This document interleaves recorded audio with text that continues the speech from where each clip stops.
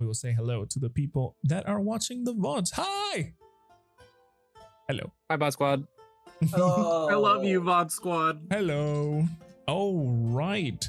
So, numero dos. Rexmoa. How about you tell me what happened last time? So last session we started with the fight against the Winter Hag and her daughter, and we got we got our butts kicked. But key points in that encounter are Rexmoa pulled out a new move, the Winds of Oris, which absolutely like messed everyone up. There was a lot of wild magic. We didn't kill the goose, thankfully, but we did slay the elder hag, and there were attempts made on the life of the hag daughter, but she managed to escape amongst all the sheep that got summoned. And now the town, what's the town's name again? Mornstead. Mornstead, thank you. Yeah, now the town of Mornstead, unfortunately, is still enveloped in chaos, but at least they can recognize it. And as we all know, recognizing a problem is the first step to solving it. And it turns out that Roy was not originally an otter, and so he's having a little crisis. And his dad is also having a crisis, and Nora doesn't seem to know what's going on. Poor Nora. And it, like, okay, so there are some things I'm confused about. Is like, okay, was the dog who's in the guard uniform originally a dog, or were they a guard who got turned into a dog? And like, there's some things that might not ever get answered, and that's fine. And I'm trying to think. There's something else that happened. Something else that happened. Oh yeah. So other important thing is that upon slaying the Winter Hag, our good friend and companion Chi has evolved into Chi-Chi. Yeah, but it's still trapped in the glass jar of emotion. But they basically like leveled up in their own like magic like bard way, and they now have human form, and they look absolutely adorable and beautiful. Yeah, correct. Big kid now. I'm a big kid now. And I'm trying to think.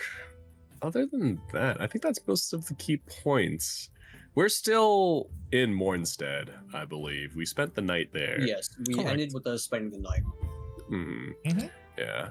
As thank you for, saving the unsuspecting town, Roy's father offered you to, to basically cover your expenses in his inn and give you food for your travels, because of course you guys have a mission. Yeah. Oh yeah, and one thing is that the town is plunged into chaos still. We didn't really resolve anything. Supposedly a mayor is supposed to come from Miss Bell, but we don't really know if did they get murdered along the way, or maybe they just taken a while, but We a lot of work to be done. Kind of resolved it. It's just that we can only resolve half the issue. Yeah. Unfortunately, none of us are going to stick around and pick up the seat of governance. True. Kip also offered a doctor's note to a cleric, I believe, to Roy back in essentially. He was just so sad. You basically just gave him a free Galranthier healthcare. Hey, Yeah. Roy doesn't even know. He could have been turned into an apple. That would have been much worse. Oh yeah. Yeah, that would have been a lot worse. Imagine being an apple with sentience. I just thought of VeggieTales face. Yeah. The annoying orange. Oh no. No. Oh no. Yeah, no, we don't thank want you. that. Yeah, we all had that phase, and I'm happy it's gone. No, God. I would Years. like to mention one thing, which was kind of minor since it was quick. Sophia did give us a warning before she fled that her sisters were here what happened. Yeah. Whether or not that refers to hags that we technically already know about, i.e. the other two threads, or completely different that are unassociated. Who knows? But I We will did want find to out. make mention of that because I think it was kind of important. Or maybe Hey, she's fibbing. And she's actually just being a little We love child. good I was gonna foreshadowing. insult child. I avoided Mhm. insulting the child right there. Mm. I was very tempted. I'll Yeah. find out. I mean, that's pretty much what happened. So, make sure to check if you guys have used your long rest already, Oh. because you guys have long rested since the I fight. love long rest. You have tended your wounds, do basically things. As you go, as the night falls and the morning arrives, you exit and you can see through the windows of the inn that a lot of things have already returned to normal. Some other things are still taking a little bit. For example, there's still houses that look kind of funky, or like you may see some weird stuff here and there, but the town is at least like a 90% normal now. Okay.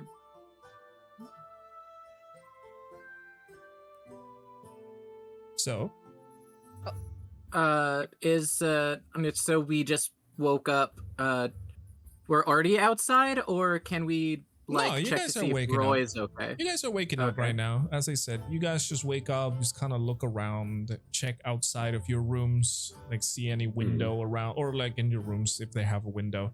You check around and just kind of, you're trying to, make sure that the town is actually returning to normal, not staying in this wild magic state. And yeah, to your relief, it is returning to normal. It's taken a little bit for some things, but as I said, the town looks mostly normal. Roy should keep his otter tail. Ooh, and as she mentioned, whoever has chi, which I'm pretty sure who was the one who had it was Ambrose at the end, because you grabbed the Yeah. jar at the end. I was carrying her. You would realize that chi actually does sleep, as any normal. Is she still like glowing and such? I don't know, chi. Is she? No. Okay.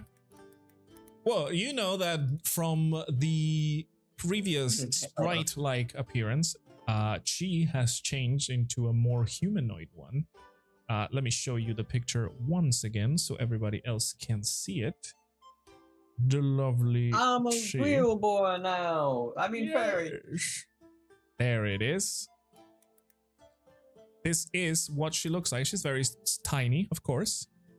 And it is inside her jar that has 2 threads still. You guys remember that the green one was burned when you found G. The blue one was burned once you defeated this hag, and there's still a black one and a gray one. Oh no. I don't know. Those are 2 bad colors.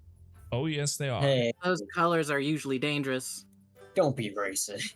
Damn. Okay. No, and I've never seen a gray person in my life. Growl. What about Ambrose? Oh. Well, I'm gray too. Yeah. Called- You're gray furred. That's different. Actually, called both of gray my humor, characters buddy. are gray. Oh my lord. Bird, now that I You realize guys. it. All right. So yeah, you wake up as the Let's morning leave. arrives. What are you guys doing? Crying my eyes out after what I was just told. I've never met a gray person ever. I'm not a person.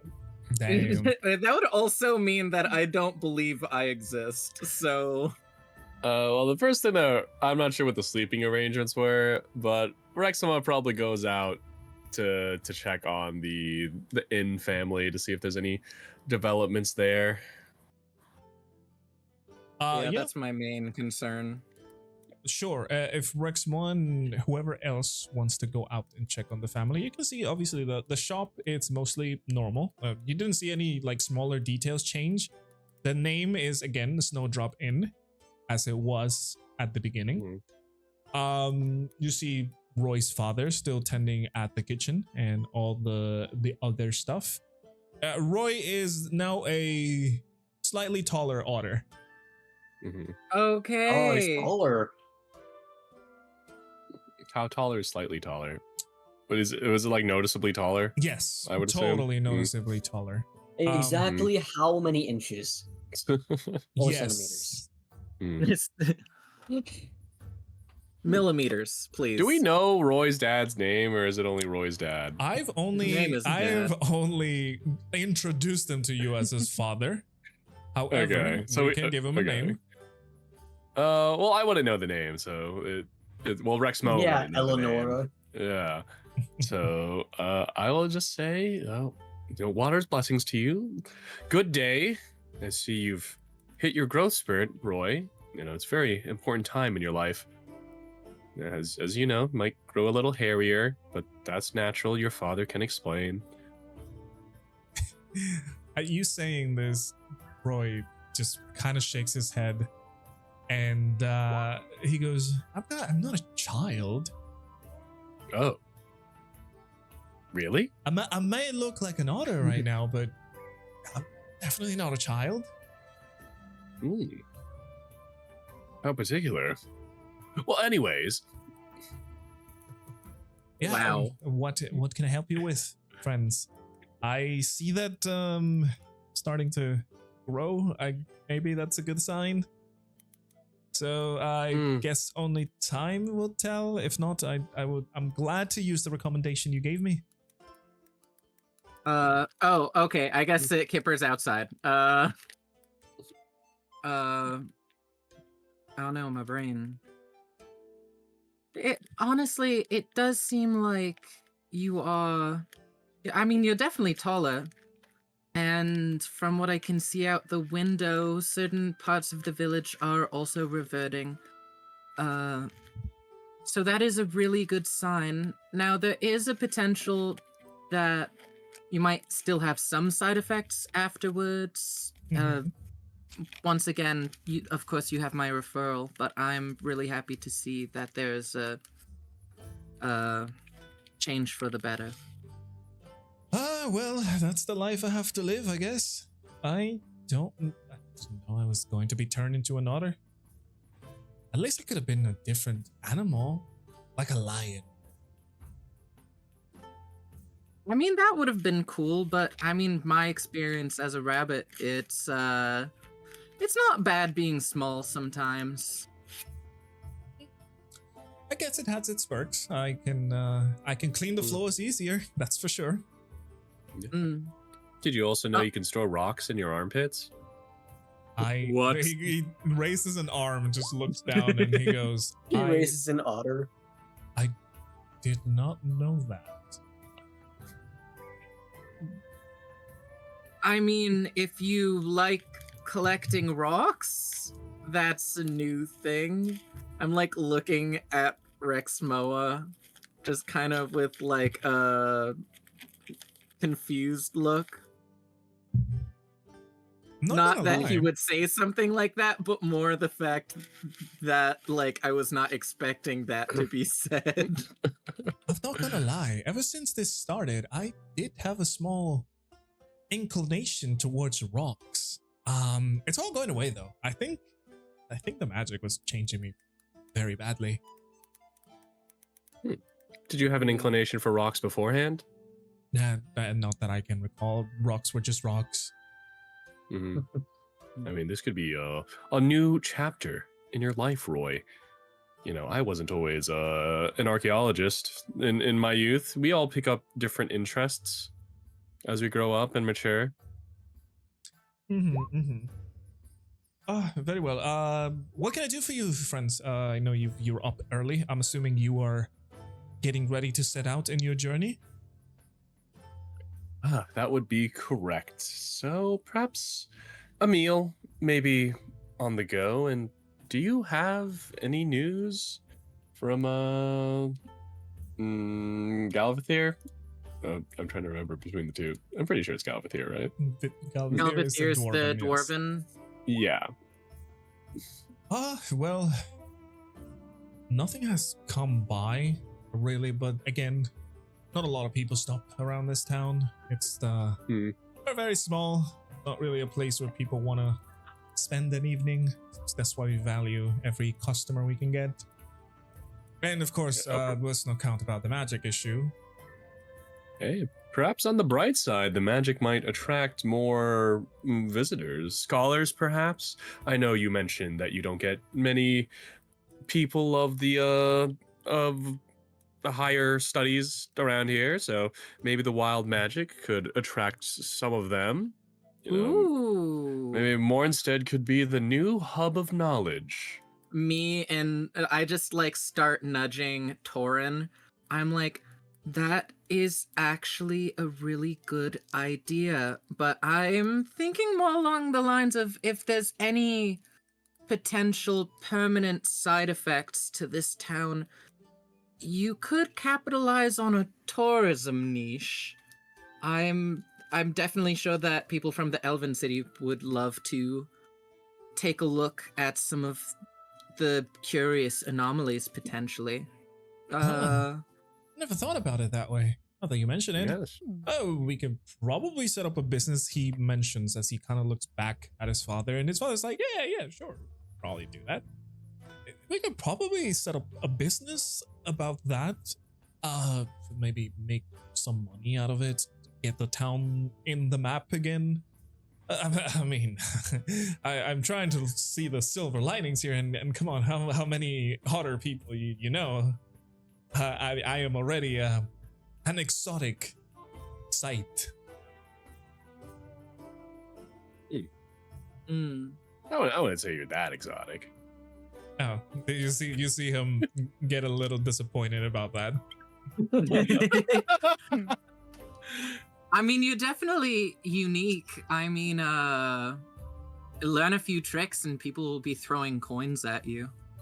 That sounds a little degrading, but sure. Oh, okay, don't do that then. I'm sorry. Yeah, and maybe if you know a few enough tricks, they'll hand the coins to you. Oh my god, I'm just being a dick to this guy. I gotta stop. I'm like, I'm so sorry. We have foot and mouth syndrome. Yeah, Roy is looking at you like, no, don't talk to me until I've had my coffee. I know it's under strange circumstances, but I'm really happy that we got to meet, and we definitely know that we'll be staying at this inn if we happen to come back through these parts. well, that is, I appreciate that a lot. And hey, if you ever have some more friends, do let them know that we're here in our lovely little town. We're going to have a big influx on sheep. So wool is going to be cheap? Question mark? Wool is going to be cheap. Mutton is going to be cheap. That's honestly, you guys are going to have a winter soon, so mutton and wool are definitely things you can count on. Oh yeah, it was a problem. You should have seen the farmers running around trying to herd all those sheep. And how did that happen? By the way, how did you brought them from other places? So one of the effects of wild magic is that if you casted any kind of magic attuned thing, you'll have anomalous effects with it. And I happen to be a cleric, so everything I do turned into something weird. First, I turned into a sheep, and then after I turned back into a normal person, I accidentally summoned all of the sheep when I tried to heal this lizard guy over here. I don't understand a lot about magic, but I can appreciate you bringing all this food. That will definitely be of a lot of use for us in the winter. So wait, where's my manners? Just let me get your food. I'm sorry, too much talking. I know. And he just kind of goes back into the kitchen. You can see now, before he was like shorter than the counter. Right now, his head is like above the counter now, so he can see you and everything. So it's a noticeable change. So he's getting taller, but are his like body proportions changing? Like his arms are being a little bit more humanoid, or Yeah, you can see like the body shape is starting to become more human. oh, okay. That's interesting that it's happening slowly instead of just like boop. Okay, I kind of like that. some things are different. But yeah, Roy goes back to his father and they all start like cooking as you guys are left to, pick a table. Place is empty, so you guys have all the tables that you want. What about Taurin and Ambrose and Chi for that matter? Taurin has joined with them, said in the chat, and myself is still in my room speaking with Chi. Yep. No, I was reading about that. I was just, so you guys can talk to us.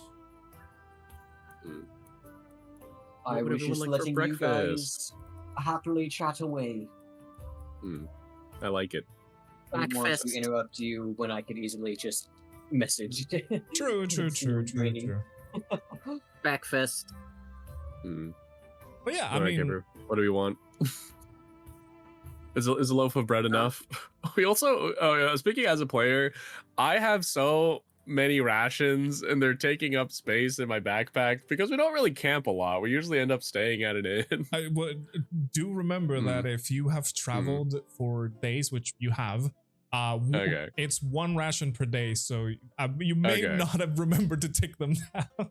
Okay, yeah, I'll take away like a few rations. Because I was definitely not doing that. Because definitely. Like you should not have like full. I'm pretty sure like most of the characters start with 10 rations, if not all of them. Yeah, you automatically start with 10 rations, Yeah. no matter what pack you grab. Exactly. So as you travel, you would have been losing some of those. Obviously, the thing. I mean, you have been in towns. That is true. You have stayed a lot in towns, but yeah, I mean, you can take down some rations because We There's did some- restock slightly thanks to Galarian. Thank Correct. you, Galarian.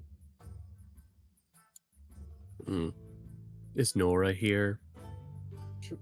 Oh my god! He Is got it right. Nolan here? damn. You would have noticed, Rexmoa, that Nora was in her desk at the end as you passed.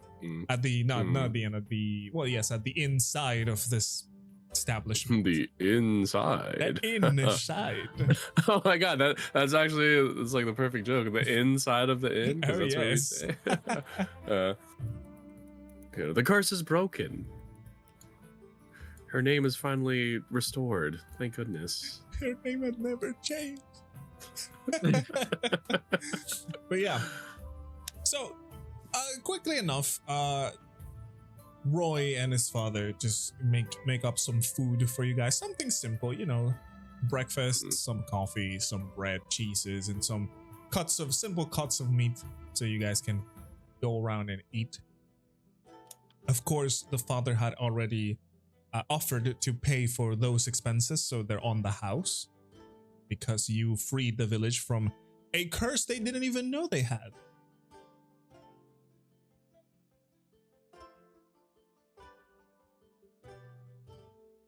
All right, how's everyone eating?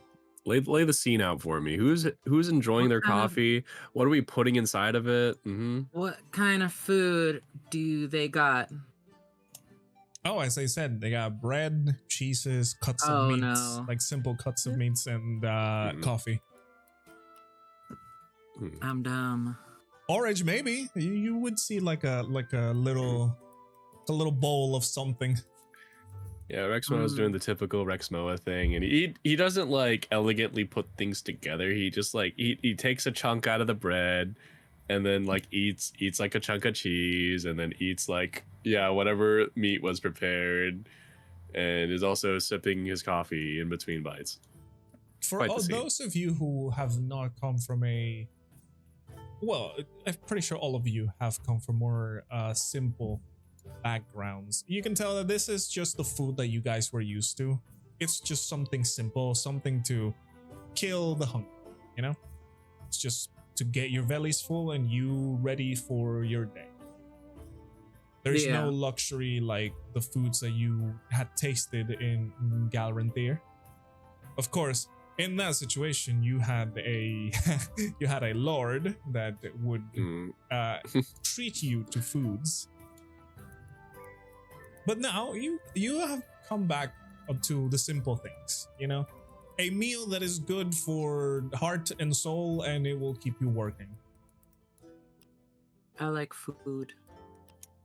Also, yes, as Chi mentions, it was vegan food, and vegan food is expensive. I suppose since the supply was a lot higher in Garendir, it wouldn't be such a big deal. I mean, depends. I imagine it was probably harder to actually get like meat versus vegetables. Oh, I mean, totally. Smuggle that in. In the city, yeah, totally. Like you saw, there are like places that sell meats, but it's like very rare compared to everything else. So I do look towards Kipper and Taurin, and I ask, like, so you both are the mages here. Are we concluded in our business?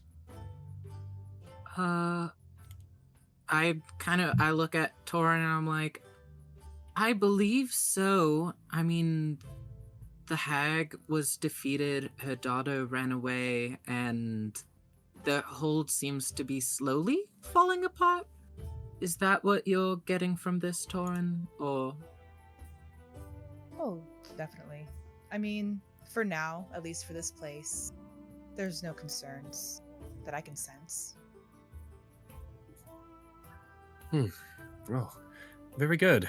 I suppose we can start making our way towards Galvthir again with heads held high. We should see if we get some warm clothes, though, since it is going to be cold up that way. Yes, my enthusiasm got the best of me. you know what? They did just get a lot of sheep in, so that seems Grab your kind shears. of yeah. Are we gonna shear some sheep? Is that what we're doing? I mean, we have so many cozy, like, domestic adventures. I mean, hey, that's the fun part love about them. D&D. You can do Look, whatever. We're just doing the journey's end, right? We're just. We'll I get need to there. enjoy Couple some of wholesome before we're plunged into nightmare realm. Make our own sweaters. Yes, perhaps we should inquire with Roy about where we can get some warmer garments, preferably ones that can accommodate tails. As you mention his name, you can hear him from the counter. Yeah, what? Hey, hello? Yes? You need me? Oh, yes, Roy, perfect. Well, as someone who is also not a human, where can you get some warm clothes around here? I am a human. Oh, yeah, sorry. How did his clothes fitting him right now? Well, you can see that the clothes that he's wearing, they kind of just like shrunk with him. So they're like. Are they growing as he's? Are they like fitting him currently? Yeah. As he's like grown slightly. Yeah. Okay, I miss his whimsical, convenient. laughing otter outfit.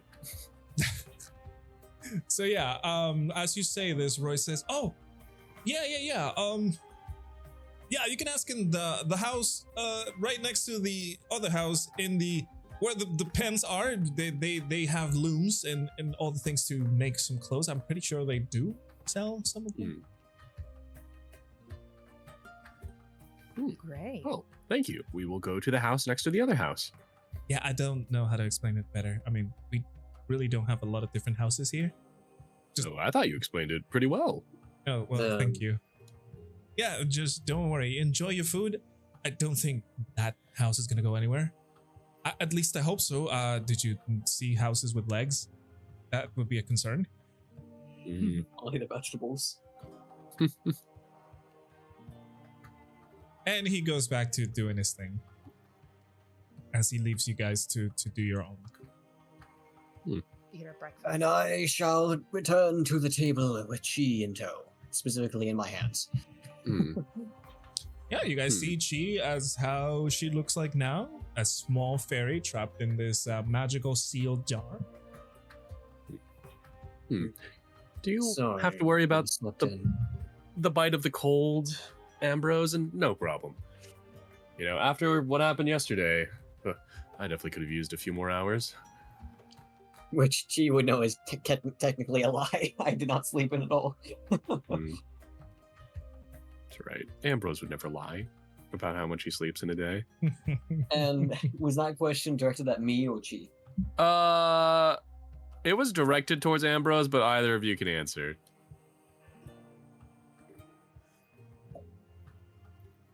Even though it is a good question of like, Because it could definitely Yeah. go for either of us, honestly. yeah.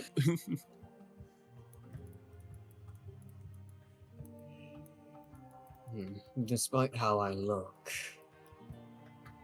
I am still technically human.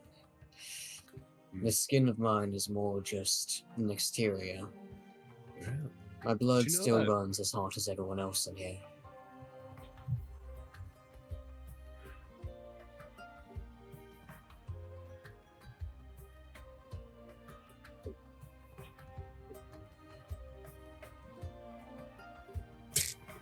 Okay. Sorry, I just can't stop for some reason That was- today. That's fine. That's fine. We That love is it. not We the love it. question. You're okay. We love it. But yeah, Chi, Rexmoa was asking if you are affected by the cold like anybody else would. Hmm.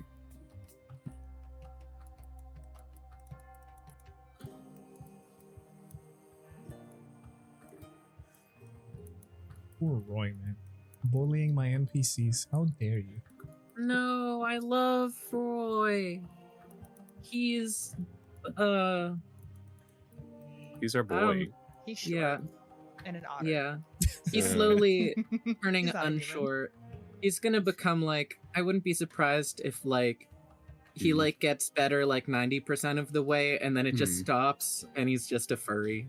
Hmm. To You're that, not the worst fate to me in this world. hey, listen, you Yeah. know what? That is true. To that, she lets out a not quite. And if I do, I can use spells now to warm up.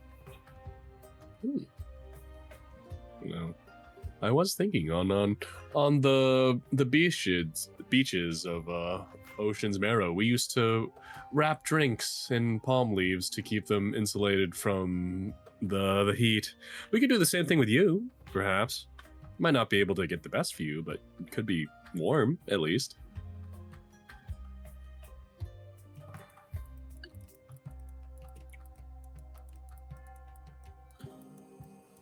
Oh, Ambrose, did you set cheese jar in like the middle of the table, like just there?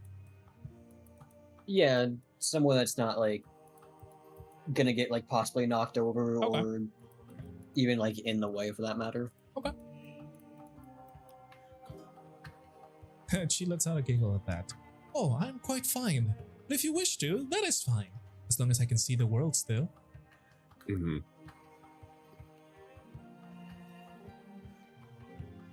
Well, sounds like we all might need a trip to the tailors or the clothier, whoever runs the linen business around here, perhaps. Thankfully, there is plenty of wool to go around. Is wool from llamas? Is that also wool, Yeah, or is that yeah. called something else? Yeah, that is wool. Okay. Yeah, it's alpaca wool It's a All right, I wasn't sure. or llama wool. I two different things. I keep forgetting. That's fine. But yeah, they're both wool. Technically. Very soft. Alpacas are just the less ugly llama. Yes. They're cute. They are small. They spit on people. They do. Yeah. Yeah. Don't stare them in the eye, I guess. Don't think about them. Don't be near them. Do not. Idiot. Do My not be sister afraid. actually she spins wool and she would go over to this lady's house and I would go with her and the lady had tons of alpaca and they do not like people. Some of them do, some of them are very friendly. I know because I've seen them But yeah, some of them just they keep them like separate because they're like, yeah, no, that guy is going to bite you or spit on you if he sees you. And it's like the most demonic looking ones. Yeah, that's very accurate. Yeah, that's the experience I had with them. I am for the land of llamas. There are a lot of them around here. That is And accurate. And yeah, as I said, the most demonic ones are the ones they keep away from people. I'm from where the smokestacks are stored in our country. Yeah. But anyways, as you guys finish your meal, Roy helps pick up the table and everything. Cleans it up, gives a nice little sweep, and they just don't charge you anything because they are honoring their promise. And you are pretty much free to go wherever you want. All right. Thank you, Roy. I'm sure we may see one another again, and I hope when that day comes, things will be improved for you. Yeah, I hope so as well. If not, well, I hope your fancy elven friends can help me. I appreciate They are rather fancy. I appreciate all that they you've done are here.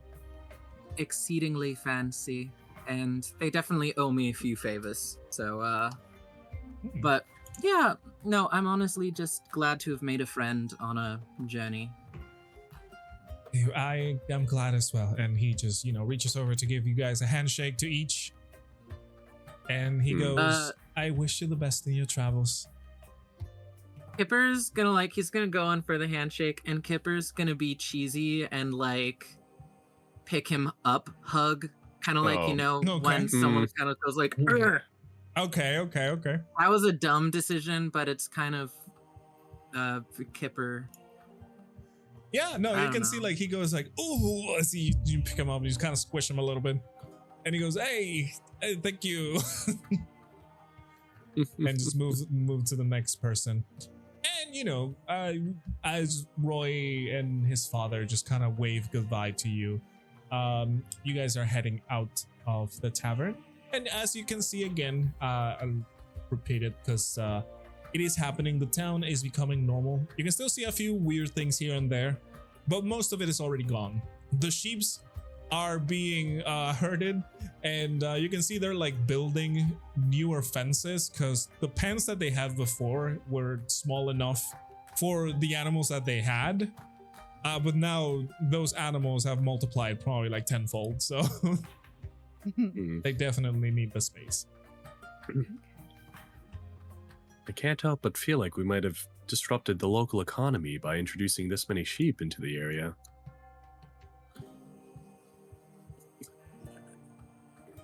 I'm More the sorry, merrier. I couldn't hear you over me just thinking about what I just did being extra cringe. Well, I'm sure Roy has perhaps more pressing matters to attend to, and Kipper, in remembering your experiences with people, well, depending on the person, you tend to remember the good parts more than the bad, right? Rexmoa, why am I like this? Teach me.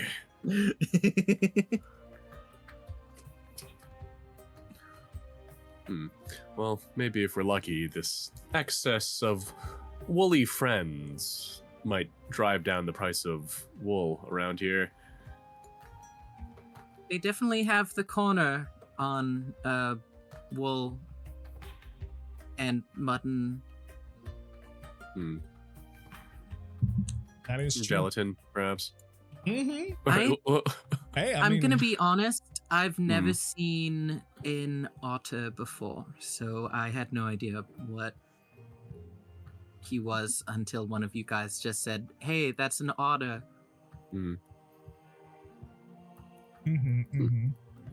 So, are you guys heading towards the house with the animal pens, which is, the person who may have these produce, or are you doing anything else? She says they're quite adorable, aren't they? how's everyone looking on money? I think we'll probably have enough money to buy clothes. Or I mean, we could make it ourselves. I'm saving all my money. I can tell you, I can live wealthy Fine. for a while. You guys Okay. have money. I'm cozy. I don't know about the whole making it ourselves thing, but I guess either way we should head over there. I want to do it because they can't pay us in Jack. money. Hmm. We're gonna be the ones paying them. That's how goods and services work. But we brought them the sheeps, so I don't. we summoned the Are, sheeps. are we Go speaking on, as our haggle? characters right now? Oh, so. I'm speaking as a player. Okay, because I don't necessarily know if the townspeople are gonna believe or put together the correlation of Kipper. Like, oh yeah, I just summoned all these sheep. It's basically you basically have me to thank. I mean, the sheep weren't there, and now suddenly they're there. You- And you Roy should- probably, Roy's You should family probably act- told people stuff. Hmm. What are you should trying to say, actually Dishonor? just like pay us 2,000 gold for the amount of stuff we've done for you. We Yeah. not only saved you from a hag that you didn't know of and have no way to prove that happened, but we also summoned all of these sheep for you. Not only can you milk them, you can use their wool for clothing, and you can butcher them. I You should just forgot give us sheep have 2,000 milk. gold. Source, All right. trust me, bro. You mean go? Yeah, looks like we have our opening speech. So I feel like that's definitely don't do that to Roy's family, 'cause that'll make me. I will say, I use some Roy, character- Roy and his family just offered you what they had, which was, their beds and some food. Yeah. So they have no money. the kindness So, of their hearts. Yes. They So I basically think- just gave us the clothes off their back.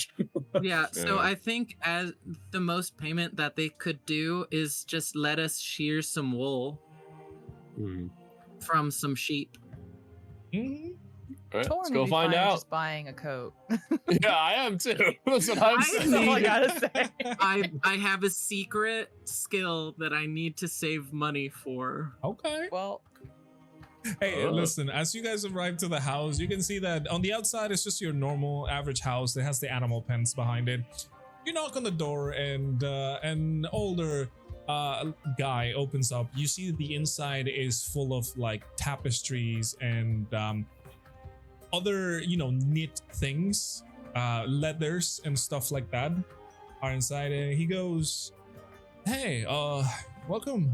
What can I help you with?" good Uh, morning. Hi, good morning. Oh. You're outsiders, right?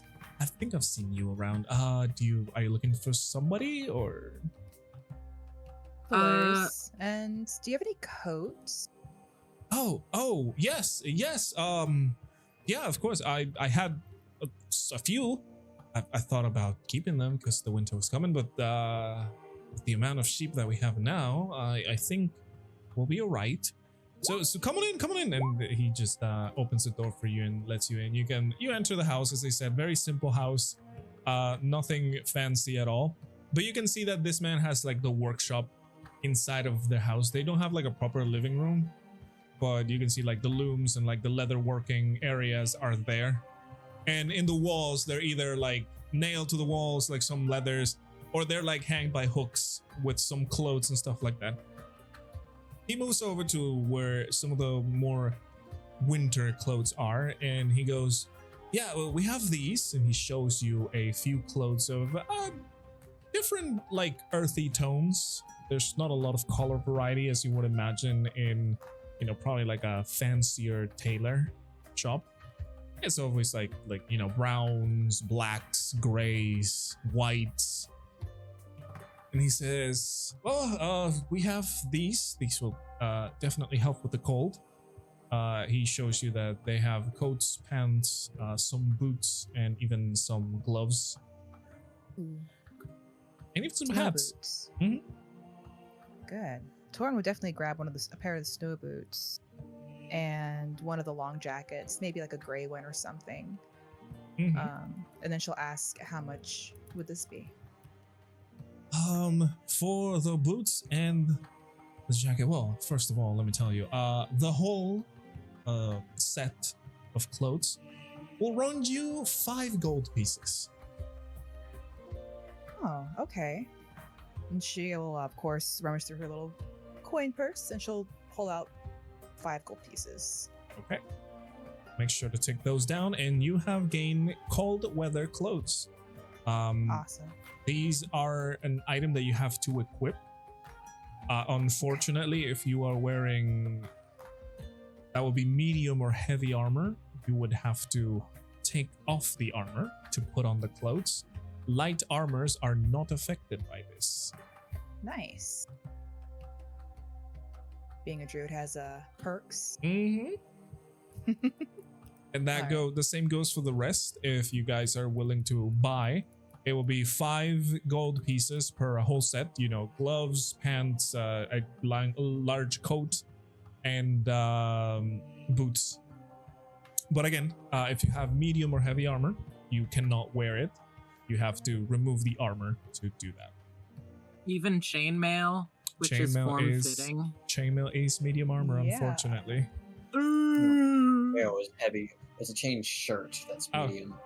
Which a chain shirt would probably be okay because it's literally it's a shirt. But yeah, chainmail is a heavy armor. What is it Can that I Torin also ask if there's any scarves? Oh, scarves? Yeah, they probably have some. So I want to get one for Cheese little jar so we can wrap it around her. Oh yeah, you can get a scarf for, let's see. A scarf would run you 15 silver pieces. 15 silver pieces? Mhm. Let's go. Okay. Let's do it. So you get a scarf for Cheese jar. It's, as I said, it's like a mix of earthy tones. Just so you can see like strips of like whites and grays and blacks and browns. It's all very like handmade. Well, it's obviously handmade, but like rudimentary, I guess. It's all like, you know, it's very, very nice. And some nice little patterns in there, I can imagine. Yeah, Just use they're your like imagination. natural patterns. Yeah, they're not like they're like you would see on like a llama outside. Like the fur patterns. The fur pattern. Perfect. Oh, All right, so well, like yes. guys, to imagine. I'm done. I just remembered there's a translucent man somewhere in this town. yes, there is. But yes, as the Sonner says, Kipper, chainmail is like the whole armor. It's not just the shirt. Chainmail is, you know, shirt, gloves, helmet, and pants and boots and all of that. Oh, okay. So you do. And it also has like what would be technically considered like brigandine, I suppose, underneath of it. Because you can't actually just like wear a bunch of chain on you. Because Correct, chainmail is one, not good to have rubbing against your skin. 2, chainmail is actually not super effective against blocking certain blows. Mhm. You need to have something underneath of it, otherwise you still get seriously injured. Correct. There is a sort of padding underneath your armor, but that just comes from design. Obviously, it is a metallic armor, so if it gets cold, it gets cold. Understood. Why did I pick chainmail then? Why am I this way? Cleric You get it starts with automatically. chainmail, yeah. Yeah, if you have access to heavy armor, you basically just get it automatically. Chainmail is the standard, so there's a couple of exceptions like scale mail for like rangers, I think, if they choose to get it. There are some medium armors that are good in terms of protection and like, you know, mobility and stuff like that, but clerics specifically start with a chainmail, which is a heavy armor. It prioritizes more protection. Yeah, like right now I'm wearing medium armor now thanks to the Galarian and the, which is I think it's the best medium armor in the game if you don't care about stealth. Correct. Well, it depends. Oh, we're talking about normal armors, yes. If we're talking about magical, obviously no. No, magical can get insane, like elven armor, for example. Oh yeah. Like dragon scale or stuff like that. You're not proficient in armor? You can wear this anyway. It's all good. But yes, whoever wants to buy their own set of cold weather clothes, as I said, it will be 5 gold pieces. I will buy it armor as a class is precaution. It has no armor class, so your armor class would be 10 plus your that would be your constitution. If you're a monk or you have an armor defense, well, you will get different bonuses for that.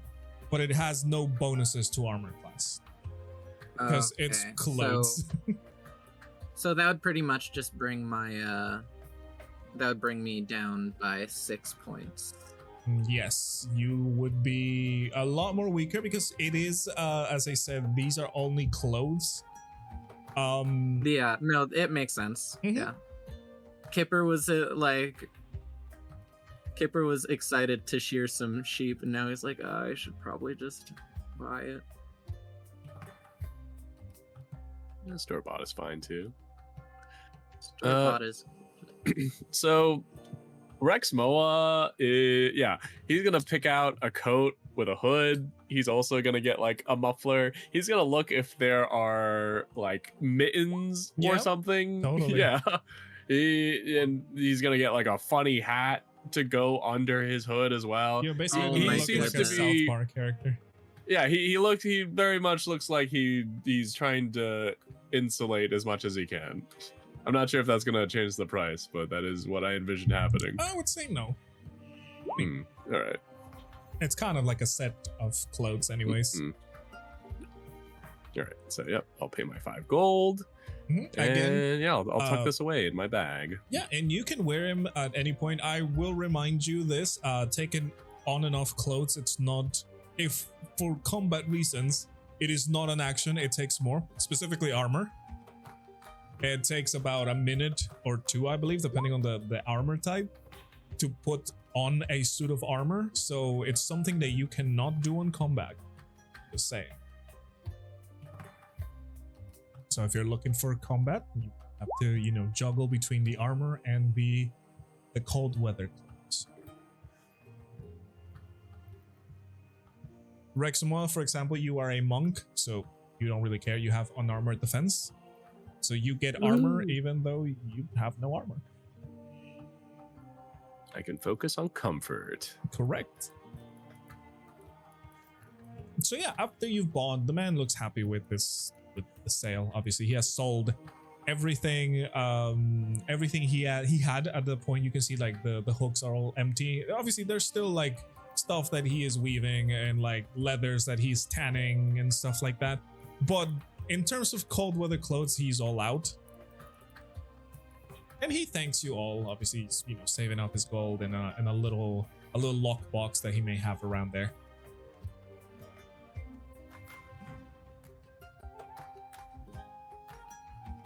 So, what is your next course of action?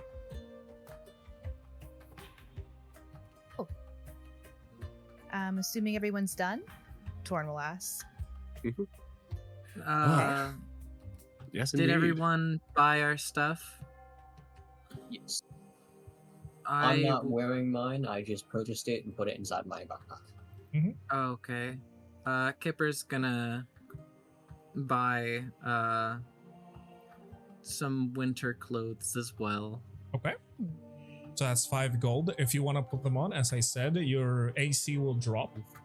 You'll be comfortable.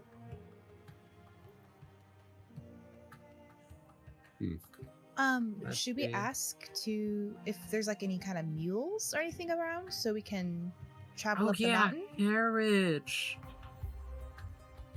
Or Yeah. I don't see why not. Excuse me, my good sir, Water's blessings. Is there a stable around here, perhaps, where we could procure a mule or 2 or 4? Oh, 1, 2, 3, 4. unfortunately, no. The only horses that we have, it's used for trading, stuff like that. I don't think the owners will want to part ways with them. I apologize. We're not a town that breeds horses or mules. We barely transport anything.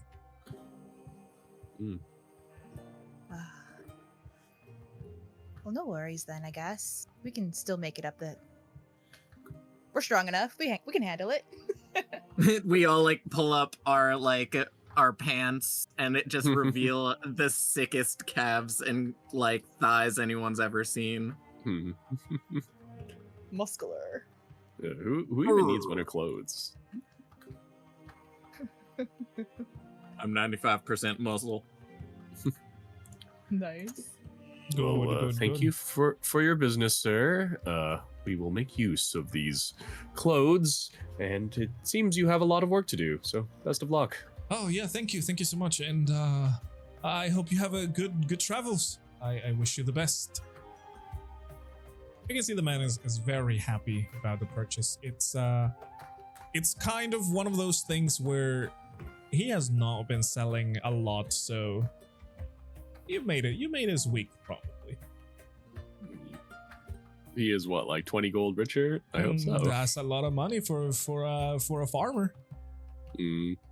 That is a lot he of would money expect for to make a in farmer. several months. Yeah, Support the somewhat. farmers. He's gonna buy a new plow. Yeah. We just saved the town and boosted the economy. That's crazy, yo. Yeah, forget about the wild magic. Think about the economic repercussions we're having. The economy. Hey, listen, if something, you are putting this town back in the map. You have done a good thing. Right? Yeah, But yes, I'm glad heading we didn't outside. just leave. agreed. Not that bad. If you would have left, I mean, who knows what would have happened? I think everyone would be dead. I think we would This freeze. is Pretty Probably. safe bet. I mean, to Yeah, be fair, I it think- was a winter hag, so I wonder what would have happened if winter would have been here in this town. Mm. Mm, And we wouldn't have gotten Chi too. That is also true. yeah.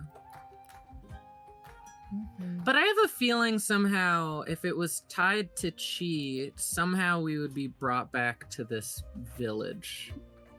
Somehow. But we might have done so like after like Valoranthier. Who knows? But for Hmm. now, as you guys exit again, outside town is calm and everything is getting back to normal. You obviously are in the main road. There's not a lot of roads. There's only one main and a lot of smaller ones. But you can see where obviously the road where you came from and the road forward, which would lead you into the more mountain area of Galvathier. Are you guys heading out then? Yeah, Rexmoa is definitely putting on his winter clothes as soon as he feels a stiff breeze brush up against him. Good. All right. I want you guys to tell me the order in which your party is traveling. Oh no. Just so I know the pace of what you're going to be moving. Who is leading the party and who is, what is your quote unquote marching order, pretty much? I'll be leading or close to the front. I do have proficiency in cartographer's tools now, so I am pretty decent at traversing areas. Not to mention the background of being a traveler. Unless someone else wants to actually lead, I am perfectly content to do it. I have a feeling Kipper's gonna be in the back just because he has this new like herbal guide book, and even if he wasn't in the back, like if he was in the middle at first, he's gonna be getting distracted by plants that he's seen in the book. All right, so that will be Ambrose first. Who goes second? I will say that Rexmoa is probably towards the back, if not in the very back, not willingly, but the cold weather is not doing him any favors. All right. Well, with that order, we have Ambrose leading, then Taurin, then Rexmoa, and then Kipper. All right. With that, you guys start heading out towards the mountains of Galvathier. Ambrose, would you mind giving me a survival check, please? Just to see how well and how much your pace is as you guys are traveling. I can do that. A normal roll, a 12. All right, a 12. With the 12, you have a normal pace. You know that from the town that you're there, you can see obviously the mountain ranges in the horizon, the pretty large, not to miss. It will take you a couple days. Perhaps with a faster pace, it would have taken you a little bit less. But the roads are pretty much lonely at this point. You have free travel. You walk around, you walk towards the mountains at a good steady pace, and your travels will not be delayed for this day. As you guys... Can Kipper... Oh, no, go ahead. Oh, go sorry. Ahead. No, go ahead. I was gonna say, can Kipper use his herbalism kit to try and collect some herbs to make healing potions? Of course, I want you to give me a herbalism kit check, which I'm pretty sure it's it's gotta be either your intelligence or your wisdom. I don't quite remember. Let me check real quick. Let me check real quick. Herbalism You kit. know what? Lore, world building and lore thing. I would like to help Kipper out as someone who also already owns an herbalism kit, and I just think it would be a fun character Ooh. moment. All right. So, Kipper, I want you to give me an intelligence check, just pure intelligence with advantage. As I'm very smart. As you are being helped by Rexmoa. Okay, let's see. Pure intelligence. With advantage? Yep, because you are being helped by Rexmoa. Okay. Let's see. Ooh. Ooh, that is very good. That is very good. Yeah, Rexmoa and Kipper, as you guys are trekking the road towards the mountain, you stop every once in a while to check out the plants around the area and look at their properties. Most of them that you see are wildflowers. Some of them are edible, some of them are not. Various types of grasses. Most of these flowers are already starting to, decay because of the cold. The days are starting to get darker, so they don't get really the sunlight that they need to thrive. Small bushes as well, they are still around there. The air is obviously colder, so seasons are changing, and the plants obviously are also changing. But, however, you do find, check real quick, what will you find with the help of Rexmoa? You find a small patch of... I forgot where I put the names of the plants. Oh no. I had them noted somewhere, but I cannot find. I have a lot of notes. I was thinking, like, while you're saying, oh, some of these, you're looking through, some of these plants are edible and some of them are not. I'm just imagining, like, Rexmoa's like, this looks edible. Hum nom nom. No, that's not edible. I mean, he has some you can. botany knowledge. I mean, you can totally can. Okay. You're just So, like like tasting them as you go. So, Kipper, you are able to find a handful of mana grass, which will give you enough with your knowledge of herbalism, which will give you enough, if done well, for 2 mana potions. And another handful of crimson bulbs, which, again, if done well, could give you 2 lesser healing potions or 1 greater, again, if done well. Okay. Handful of mana grass and a handful... You can note how many potions it could make to make it easier for you if you want to do the crafting later. Crimson. Oh, okay. The handful of mana grass. Oh, wait. Someone post it into the thingy. Oh, crimson bulb. Yes. Crimson bulbs. You said mana grass? Mana grass. Or nano? Mana, Okay. yes. Got it. Just make sure I heard that right. How many potions does it make for each? Mana grass would make lesser. The handful will be able to make 2 lesser mana potions or 1 greater. Again, depends on your expertise with the craft. And the crimson bulb, same deal. 2 lesser or 2 normal healing potions or 1 greater. Again, depending on expertise. Okay. So, yeah. Awesome. good find, lad. I mean, I definitely had some help. Yeah, you were both just scouring about, looking at plants, tasting some of them. Yeah, some of them taste pretty horrible. Some of them don't. And yeah, you managed to find along some rock formations, you managed to find some crimson bulbs that were starting to get like bad because of the weather, but you were able to salvage the plant itself. And the mana grass, it's a very familiar looking grass. Again, a patch of grass that was dying. You were able to secure a handful of this green, kind of bluish tinted grass, which is not very common, and you got lucky.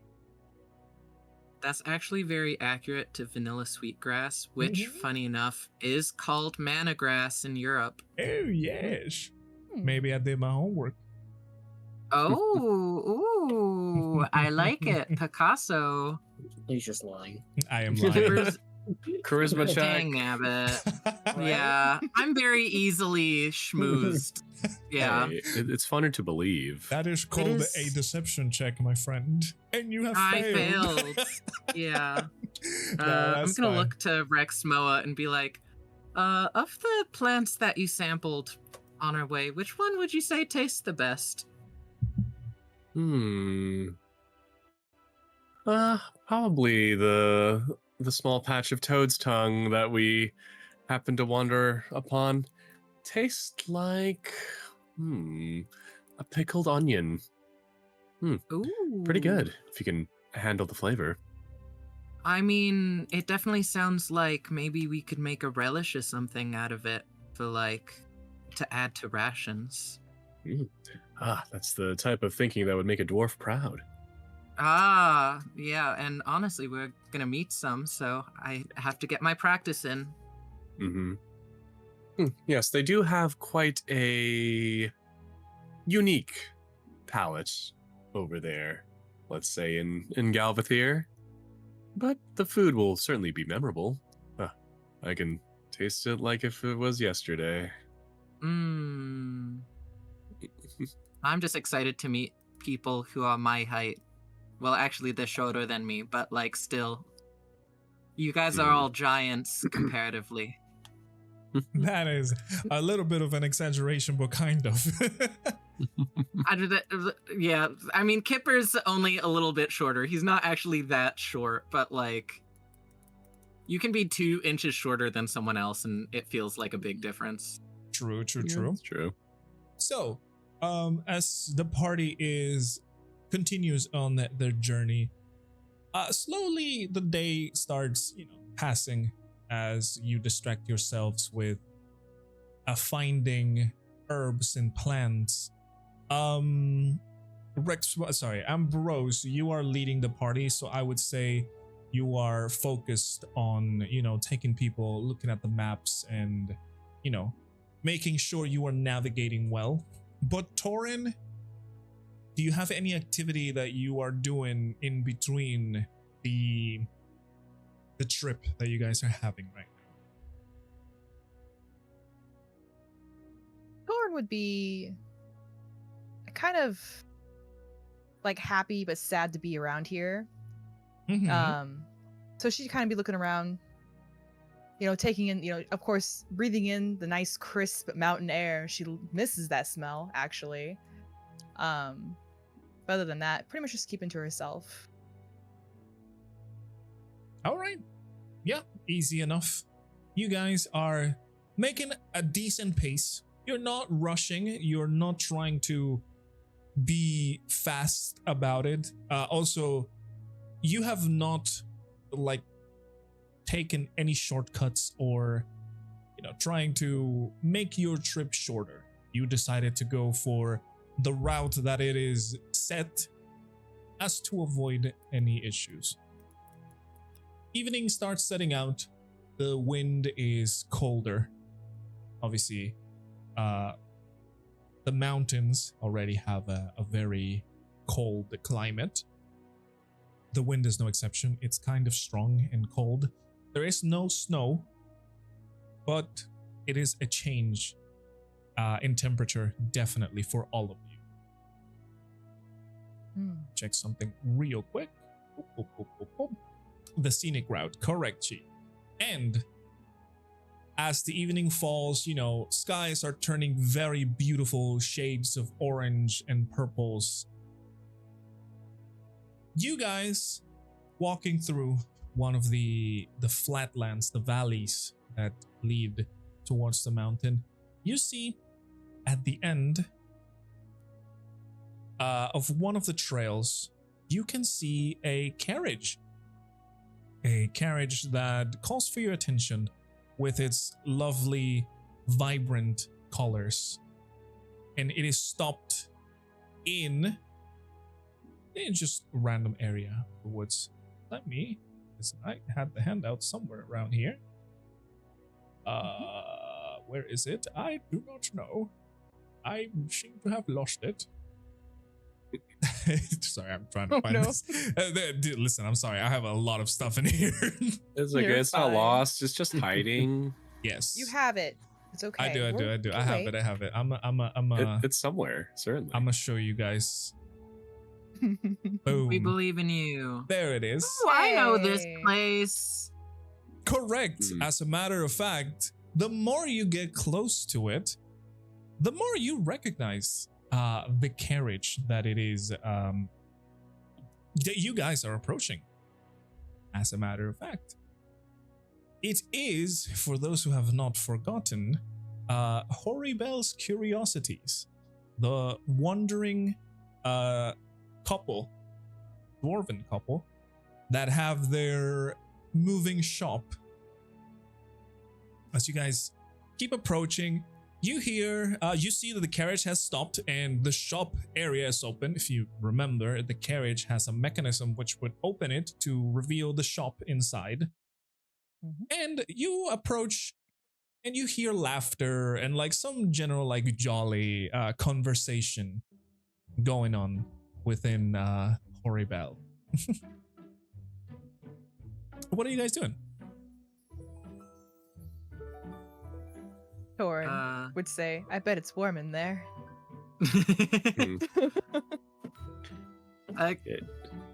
Kipper doesn't really say anything. He just kind of runs toward the carriage just because it's like, oh, I didn't expect to see people I recognized.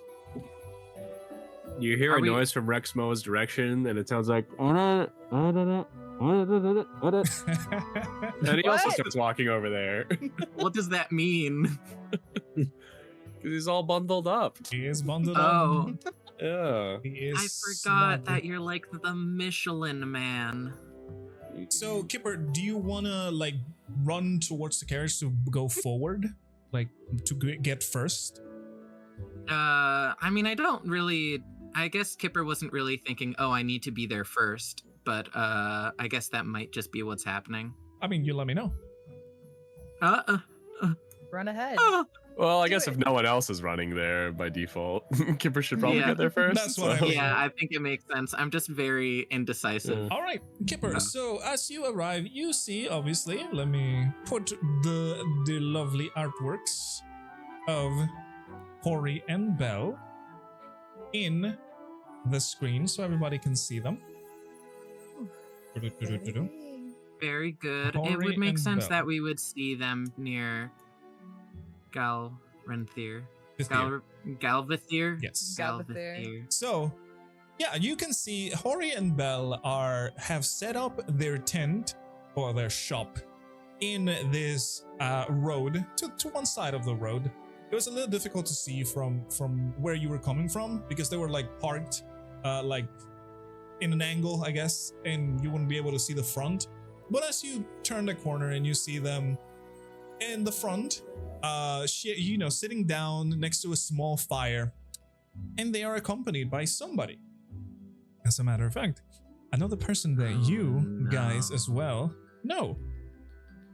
It's the wizard. Correct. You see Theodric as well, and they're all just having a fun time. You can see them laughing, and they are sharing. You can see it's a warm drink because of the steam, the heat that emanates from it. And as you arrive, you kind of catch them mid conversation, and you hear like Theodric saying, "And then, well, I just ran away. I was not going to have any trouble with that, am I right? And you see the dwarves laughing like, oh yeah, of course. Why would I stay in that situation? And as you round the corner and everybody spots you, Belle says, a new customer. Wait, you're the person by Mist though, right? Yeah, Belle, right? Yes. Wow. I had not expected to meet you here. We were just camping around the road. We found our lovely friend, and Theodric just kind of gives you a little wave. He is smiling. He knows you, obviously. Kipper, looks to the right. He's now realizing that Theodric is also there, and his excitement kind of turns to, a little bit of confusion and also mild concern. Just Theodric, I didn't know you'd be here. Well, I mean, in all honesty, I had no idea anyone would be here, but, how are things after you skedaddled? Hori speaks up and he goes, oh, so you know each other. Well, don't stand there in the middle of the road. Come here and take a seat. Stand by the fire, lad. Thank you for your hospitality. Would you mind if my friends join? No, of course not. Come on, tell them to come in. We have space for everybody. And if you're looking for some business, I can help you out with that one as well. Mm. And at this point, obviously, the party would be arriving at the spot. It didn't pass that much time. Alright, so just to frame the scene, they're inside of the carriage, or is there a little camp area by the carriage? So the carriage is to the side of the road. You can see that the shop part, because obviously the carriage is the shop itself. The shop is open. Obviously, you see the flaps that formed the side walls are open, revealing all the merchandise and everything. And in the middle, there is a small fire going on, and obviously Hori and Belle are sitting down in some stools, and Theodric is at the other side, and all three of them are sharing a warm beverage. So yeah, Rexmoa definitely, even under all the bundles, recognizes Theodric's voice. And as he approaches, he does it in a very upset manner. And he starts speaking, and it sounds like he's yelling under all the bundles, but you can't really hear him. And he's also he would be pointing if it weren't for the fact that his arms are covered in wool garments, and he's wearing mittens at the end, so it kind of looks like he's just holding his arms out, and his arms are flailing, and he's just making a lot of noise under there. You can see as the party arrives at the spot, Hori goes, come on in, lads. Take a seat. Come on, stay by the fire. You don't want to get cold. Look at your friend right here. It looks like a lizard cocoon. Come on. And he just kind of moves over to you and just pat you in the back as he just kind of grabs you and moves you closer to the fire. They pull stools out of their cart and just set them out. So they're all now gathered around. Theodric is quiet, just taking a sip of his drink and just watching.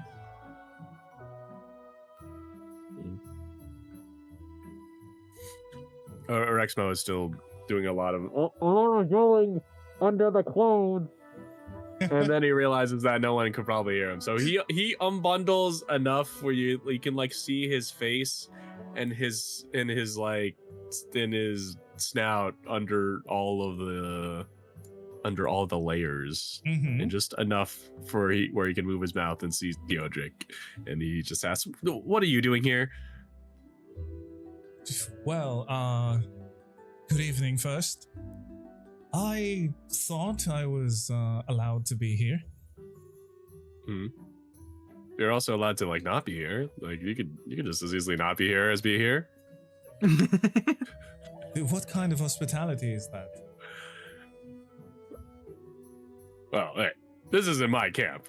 I'm just a humble visitor with opinions, informed by past experiences with certain scoundrels who pretend to be other people. You're still hung up on that one. Right. Well, I was passing by and I decided to shop a little. I'm glad I found this lovely couple going about. And so I decided to, have some conversation, peruse their wares a little bit. They have some interesting things. What did this man promise you? She makes a confused sound at this. She's kind of pressed up against the jar, peeking out. Who are you asking this, Rexmoa? Out of Hori and Bell, whoever is closer to me as I sit on the stool. Hori is like right next to you. Well, they're both kind of next to you. Yeah. You're all kind of in a circle, so everybody's kind of close to you. If anything, I just like look towards both of them, and it's kind of like an open question type. He goes, "Promise us to pay for his wares, of course. What else could he promise?"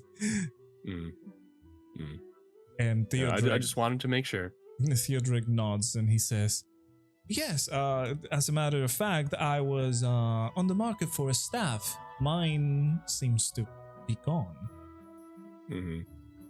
Well, I guess that tends to happen when you just show up in places and disappear without telling anyone. I guess. It's awfully rude to take other people's belongings, though. Don't you think? Yes, I agree. Okay, as Absolutely a player, despicable. as a player, did we sell his staff? I think. As a matter of fact, somebody is mine. attuned to it. That's crazy. You go and That's why I hit it. Yo, fam, that's crazy. Theodric goes, "Oh, never mind. Let's not worry about whatever happened in the past. This is a new day, new opportunities. So, what about your travels? Did you find anything interesting?"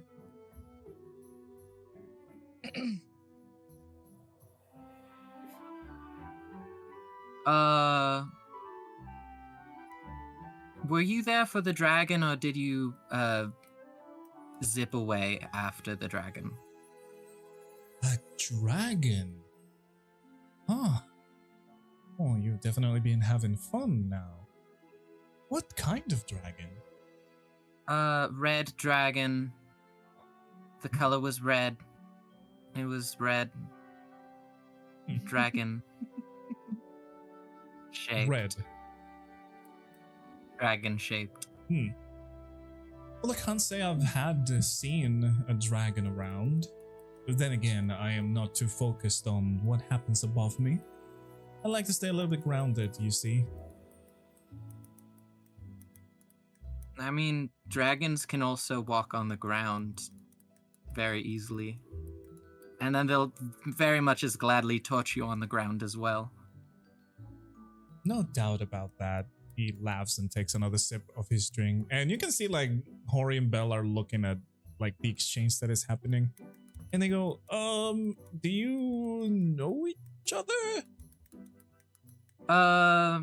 He pretended to be an old man for the first, few weeks that we knew him. And, Bell says, "Oh, an old man? That is a fancy trick. Yeah, this man right here was telling us about some other heists he has done. I mean, a good trickster is always, very sly." And Hori goes, "Yes, of course, we can appreciate a little bit of a trick, of course. What was he doing as an old man?" You can see, Hori and Bell are a little weary of Theodric now. Also, she looks at Rexmoa, then looks at the rest of the group, and she says, "I've never seen Rexmoa like this with someone." She murmurs to herself. I'm gonna whisper to Chi.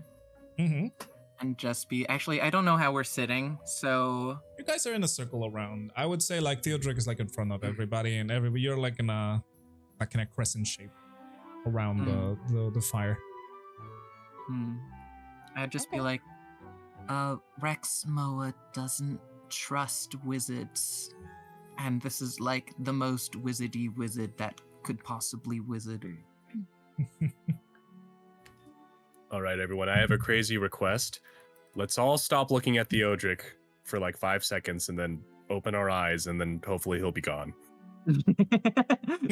Please, can we all just close our eyes? Unfortunately, I think he's too entertained right now to leave. Rexmoa's already closing his eyes. Oh, so you said that in character, right? Yes, I said that. Oh, okay. I said that in character. So as So me and Rexmoa are closing our eyes. So as you two close your eyes, Theodric laughs and he goes, "Oh, very well. I see that I am not wanted here. However, Is he still there? What? Taurin does have a question though. Mhm. She would ask, "What brings you this way?" Oh, well, I was passing by, as I said, on my way to see the dwarves. Truly. Mm-hmm. I feel like something interesting is going to happen over here." And he looks at the party again and he says, "You wouldn't happen to know about any large power surges that happened recently? I was able to feel this burst of an energy that I've not felt in quite a while. It was around here, as a matter of fact." Well, we did come across some wild magic. No, Nothing too crazy. I am not talking about wild magic. I'm talking something more ancient. Oh. He, glances at the party, a little bit squinting his eyes. Well, we killed a hag on the way here. That's about it. Yeah, Rexmoa is still closing his eyes, but he does chime in like, "Yeah, sorry if you two were familiar with one another." Interesting. Knowing Well, how old elves get. well, whatever you guys have seen or not, I will have to mention, I can feel another presence in the dwarven town. Similar to that one. Of course, not quite the same. That's You why mean- I'm headed over there. You mean the ancient thing or the hag I just spoke of? Oh dear, no, I'm not trying to sense any hags. Ugh. They're a little disgusting, if you ask me. Yeah, I don't think any of us intended to sense hags. They just keep finding us somehow. Well, I mean, we kind of are trying to sense them at the moment. Yeah, It's but beneficial to us.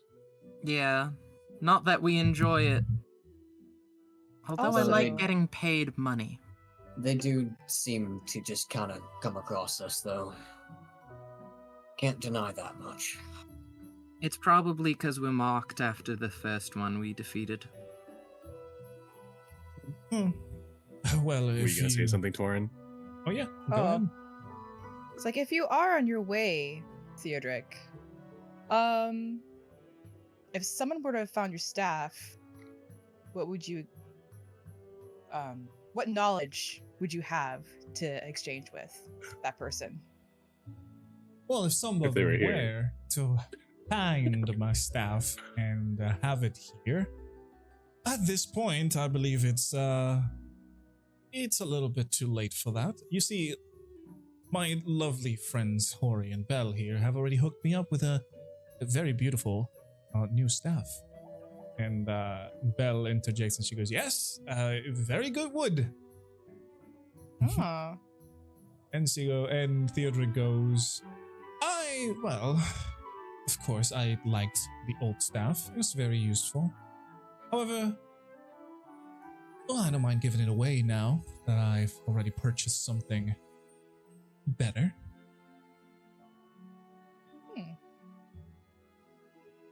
Okay. Just a question. She kind of like, twitches her ears and kind of looks away. Yep. Well, Theodoric, if you don't mind, a companion of ours kinda wants to see you a bit closer. And yeah, I've just kind of had Chi in my lap this entire time. And I'll kind of hold her up slightly. I'm not going to force you, of course. I wouldn't really call us friends, but we're still acquaintances. Theodoric says, of course. And he stands up, leaves the cup to a side. And he moves closer, leaning close to the jar, and just kind of gives it a little tap. And he goes, these are humanoids as well, right? It's a little immoral. They bury trapped like this. I scowl at him and say, we're trying to release her. It's why we're hunting hags. She is kind of squinting a little as she tries to peer at him. When she is closer, she gives him a smile and waves back with a chuckle. No, they saved me. Oh, they did. Yeah, this party is quite heroic in their actions. But killing hags to save a fairy? He looks at Chi, with a little smile, and he says, you must be a very curious little thing if hags want you. Chi then looks a little puzzled. She says, you are very interesting yourself. She taps the jar. Theodoric at this point just nods at Chi and goes back to his seat. He says, well, we're all interesting in our own ways. Some more than others, it seems.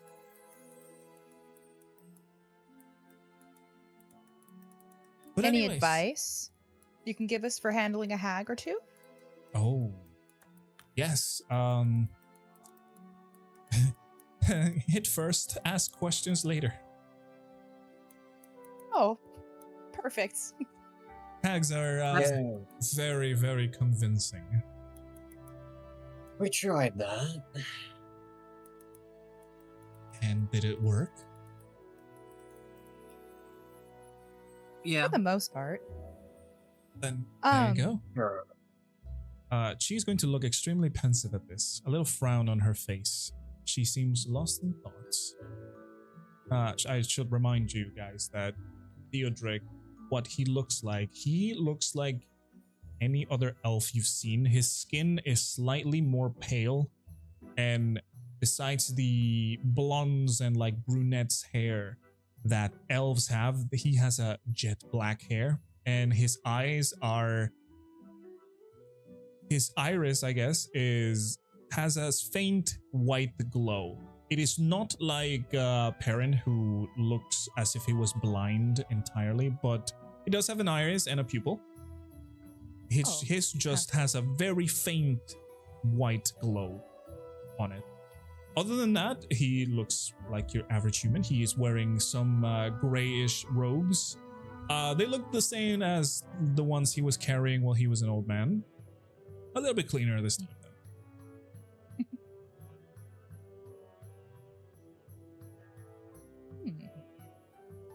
Would you... I'm not sure if my party would like this question that I have next, but are you traveling alone? Unfortunately, yes. I'm looking to meet somebody at some point. It's Not quite that time though. But soon I'll be able to meet with them, and perhaps we'll be able to travel together. But for now, the life of the loner is for me. Who is this other person? Oh, an old friend of mine. You not to worry about that. Somehow, when you tell me not to worry about something, it only encourages the opposite. What faith you guys have in me? Like a romantic friend? And she kind of wiggles her eyebrows. Not really.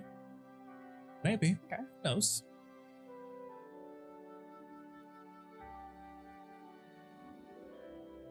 And Theodric would set his drink aside because it's already done. And he stands up and just turns to look at the shop again. And he says, "What about yourselves? What are you doing along these roads?"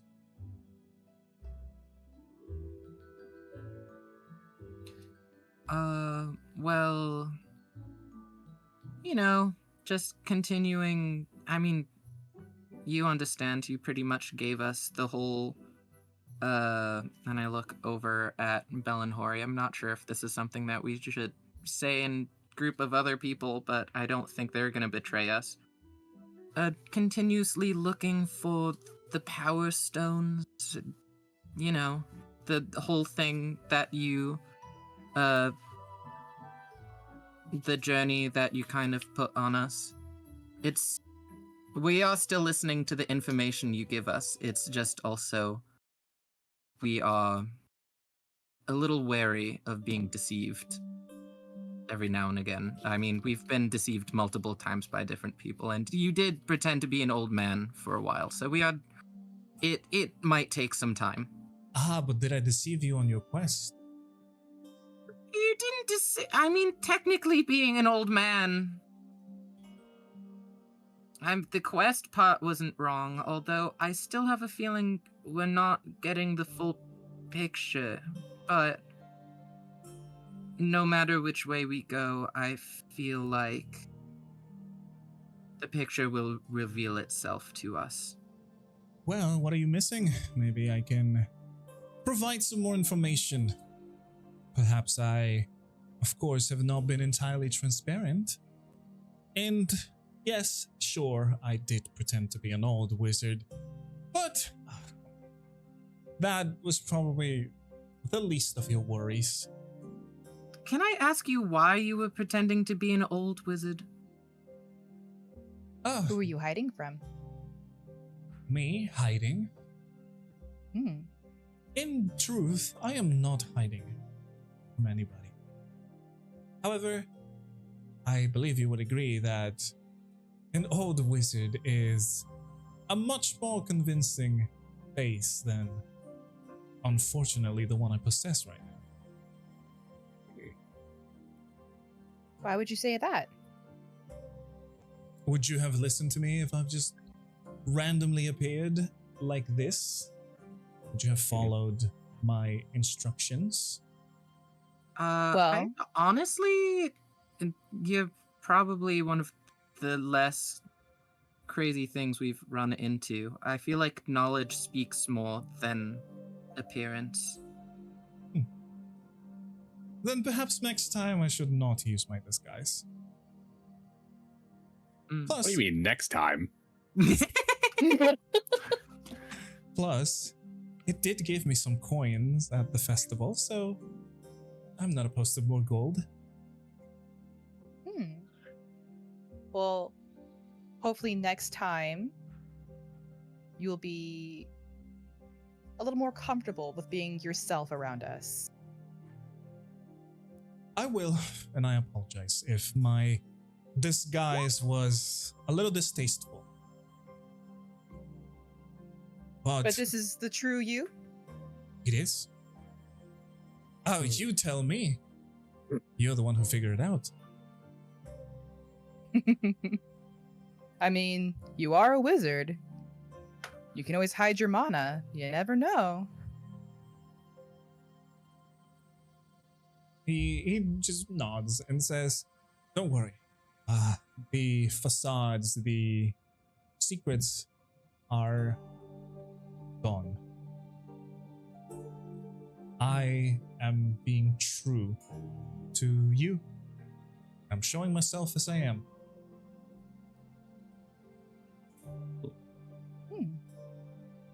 Well, the mountain is a perilous place to traverse alone. Would you like to accompany us? Are you going to the city as well? I'm like imagining Rexmoa's veins are all yeah, you just see, one of his like forehead veins is just pulsating. Yeah, and you can only see like his face wrapped up in the hood, and it's not happy. Just like hot stare. Seriously. Mm. Theodoric turns around, now facing the party. He goes, "What a wonderful idea. I would love that. As I said, I was trying to inspect this ancient and perhaps it's something related to your quest. As I said, I felt it recently around these parts. But now there is something in that mountain. Something is there."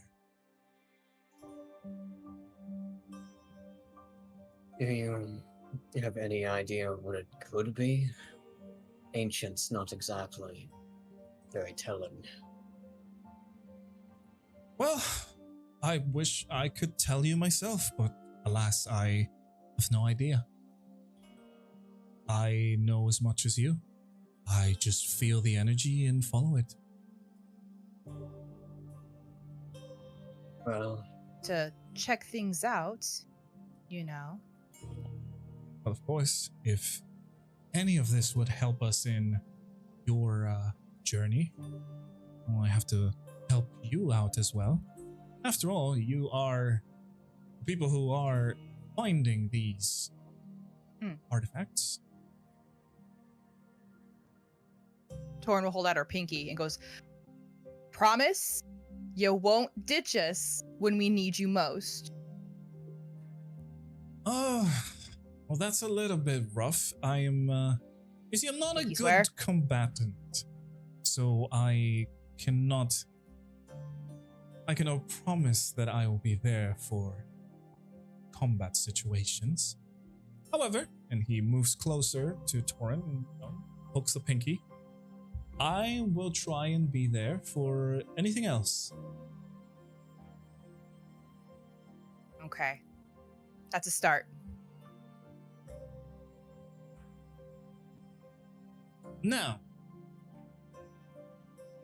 that, well, we are in a little bit more of confidence, have you found any of the other fragments?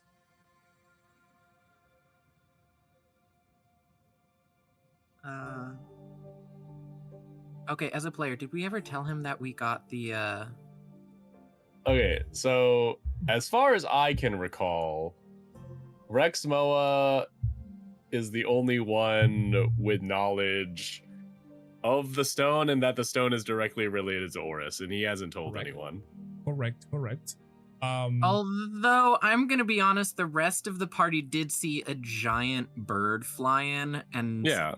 And they also We- saw like the giant windstorm, but no one bought it up. So Correct. That's true. That is very true. As a matter of fact, Rexmoa, you are so far the only one that knows the true meaning of the stone, and that is about it. What happened in the Elven meeting room was, an attempt for him to get answers, but he didn't get them, so he didn't push anymore.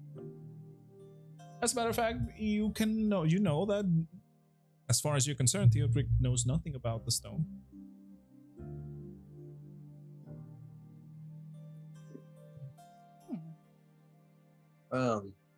We know of the existence of one, and where it is, technically.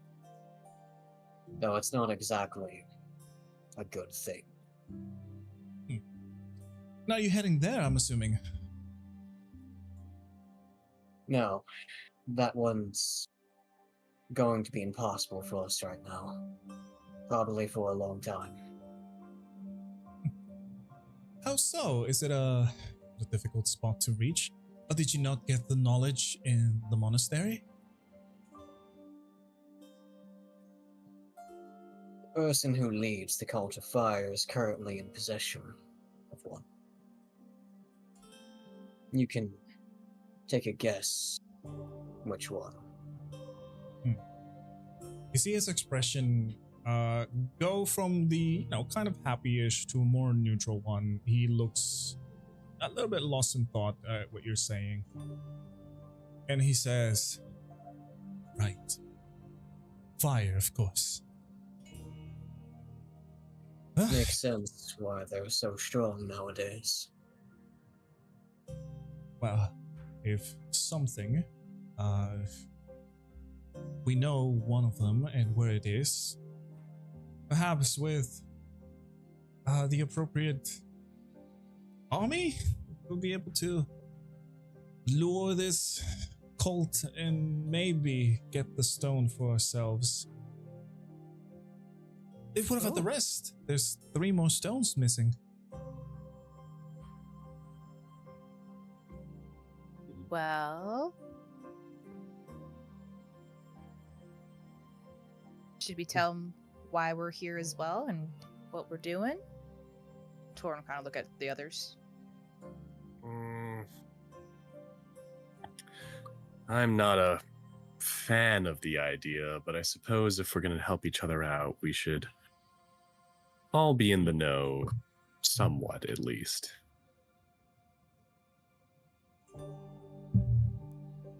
I'm all ears, he says, taking a seat now and on his stool again.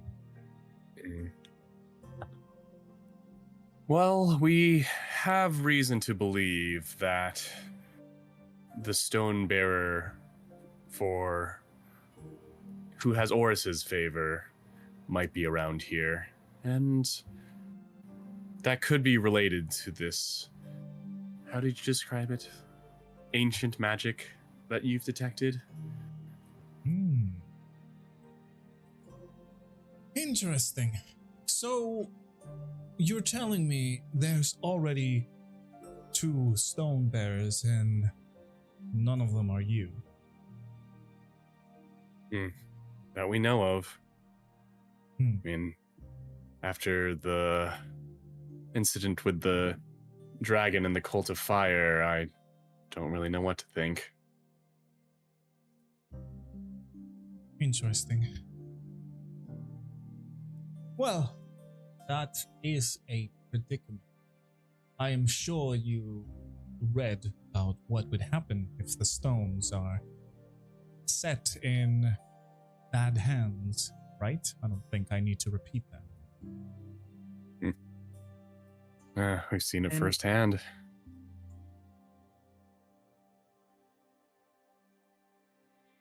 Oh, this is not good. This is not good. He starts, he puts like his fist about below his chin and you can see him thinking. Well, we knew it wasn't going to be easy. It was most likely at least one of them was in the hands of something evil, or at least not good aligned. Well, we answered your question, so how about you answer one of ours?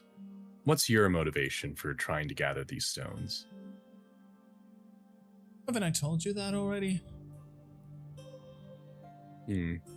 Hi. I'm not quite satisfied with the lack of detail.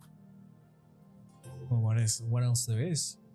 I want to gather the stones and bring Crenia back so the elementals would not destroy the world.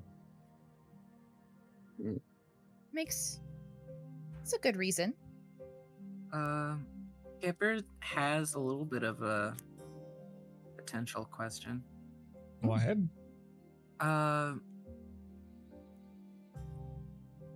I don't know why I get the feeling that you have some skin in the game. Not that you're deceiving us with anything, but how exactly old are you? Well, how old do I look? Oh, be careful. I'm a little bit sensitive about my age. I have a feeling that looks can be deceiving when it comes to age in you. And I don't know why, but I have the suspicion that you might have been older than you looked previously. Why Hey, is that? CJ, Mhm. how old is the world known to be? You know that the world is a few thousand years old. Well, to give you a little bit of a perspective, you learn that the oldest living elf is Perrin, of course, and he is a little over 1,000. Mm. And Okay, thank you. Galarian was. Around the 600s. That's You right. need not worry why I asked that. Don't worry. Hey, I'm here to provide the information. Sorry, Bip, I kind of interrupted you there. No, you're fine. You were adding to it. But yeah, at your question, he says, "Oh, is it because I pretended to be an old man? I am so sorry if that could be deceiving. But I assure you, I am not that old." I believe you in that. I don't know why I get a sense of something older in you. Do I look that old? Be honest with me. No, you don't look old. You know what? I'm leaving it at that. I was thinking you were about 2,000, maybe 3,000 years old. He laughs at what you're saying, and he says, "Poof, I haven't heard that one. Well, if that is the case, I'm a pretty good-looking 2,000 or 3,000-year-old man." I think anyone that's alive at that age would probably be pretty good looking. Well, I kind of disagree with that. Have you seen some of the elves? Honestly, I don't think they age very well. She spoke. Oh, sorry about I that. mean, Theodric has just been mewing this whole time. She chuckles and she says, "You do have some worry lines." And to which he replies, "Well, of course, one tends to worry when the fate of the whole world is on their back."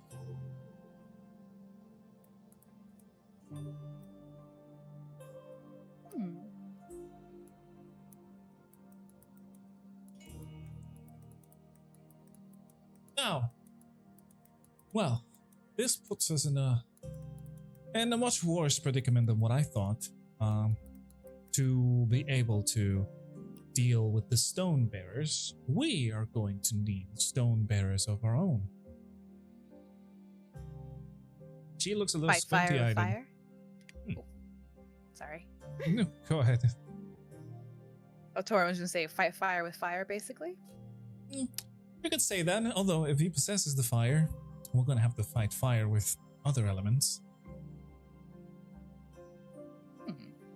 She looks a little squinty-eyed at him for some more. Once again, pensive.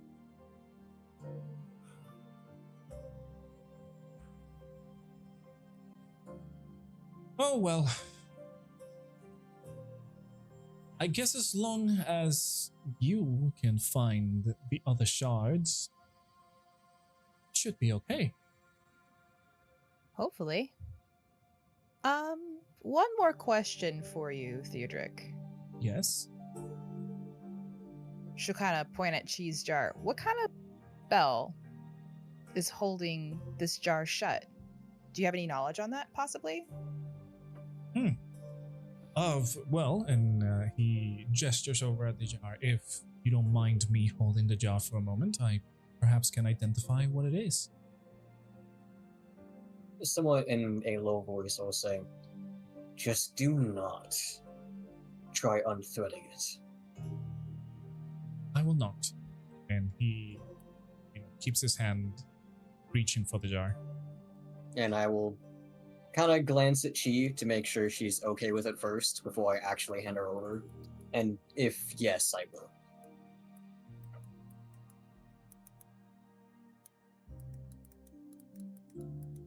What does she have to say of the matter? Right? Also, I love the song. It's Greenie has some very nice music. This Oh, just and- reminds me of when you're in like an aquarium. Kind of, yeah. Oh, and just you wait, it will get better. She nods a little eagerly. And okay, if you're handing the jar, Theodric would pick up the jar and start looking at it. First, like turning it around, kind of exploring, making sure that she is not like being shaken inside of the jar, and kind of like, respecting her her movements and stuff.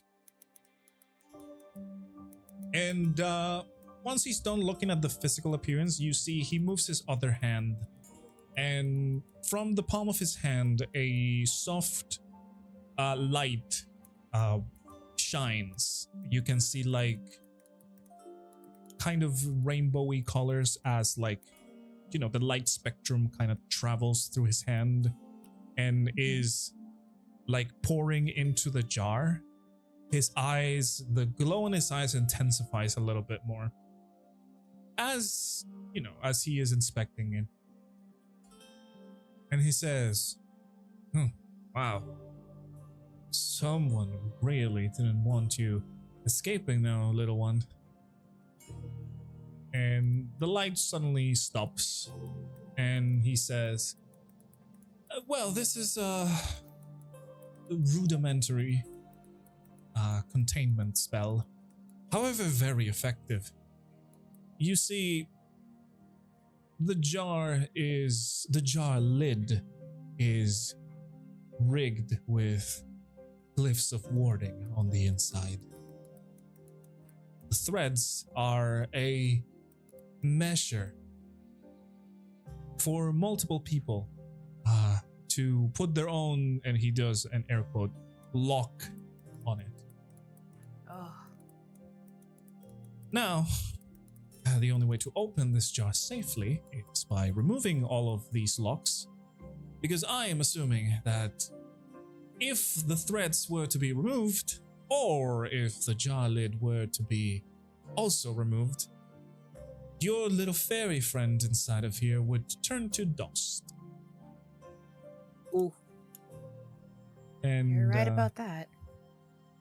he hands over the jar back to whoever wants to pick it up. She nods in agreement to what Theo has been saying. Unfortunately, I've been spelled not to give any information. Theodric nods, and he goes, hags, was it? Classic hag sorcery. They're all about contingency plans and very obnoxious deals.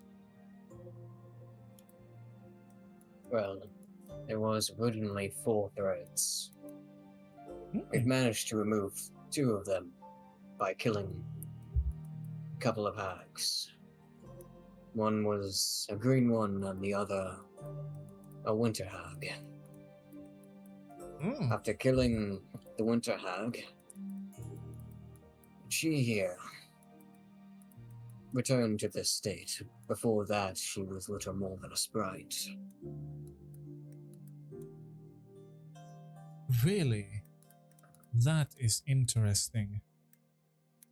It seems like the threads are somehow inhibiting her abilities as well.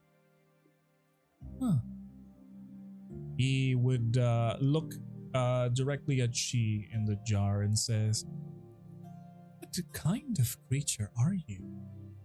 If hags would have to go through all this trouble just for you. Well, considering just the nature of hags, if they're trying to contain her, that must mean that she is of some good alignment. And she's definitely shown herself as something like that. But to this extent, I'm sorry, but I've never seen something so drastic be used on a simple fairy. No offense, of course, he says to Chi. Chi is still looking at Theodric, and she would give him a small smile. I would tell you, but then I would probably die. But do not worry, I am sure I will be free soon. And then Theodric nods at this and then looks at the party. And, he grins and says, oh, and I am the one you guys were not trusting. Well, thank you, Theodric, for that information. Taurin will kind of glance at Chi and then back at the party. It's not so much that I don't trust you. I know, well, one of us has a certain disdain for you. I just think magic is a powerful tool, one easily used to kill people, and to spread rather dangerous power to others. And I would agree. But then again, why would somebody contain a creature like that by removing their powers? Just a little food for thought. I would suspect that she probably posed a danger to the hags. Or Maybe. was an energy source for them. We don't really know. It's impossible to and know until all four She twins are can't gone. tell us. Yeah. Well then, I guess you'll have to remove those threats to find out now. Either way, even if things don't turn out well, that's still 4 less hags in existence. Yeah,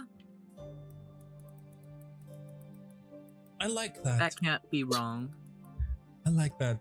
Seeing the good.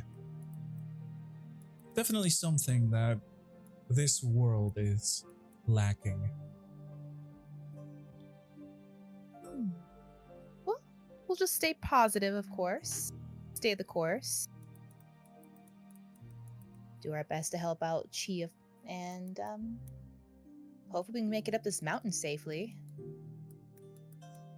At this, Hori and Bell have been quiet, kind of just listening to the conversation.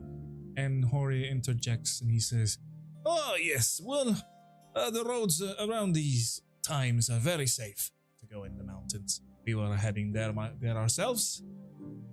Just to deliver whatever goods, see if we can trade them in town. That reminds me. Did you two want some sort of guards for your caravan? I guess they don't like the caravan, it's just the 2 of them, right? Yeah, it's just the 2. Oh, she speaks up after a moment. They will be removed and I will be free. She says simply, but then speaks to Theodric. Perhaps you will be as well. She laughs softly, then shrugs. To these words, Theodric just, faintly smiles. But says nothing.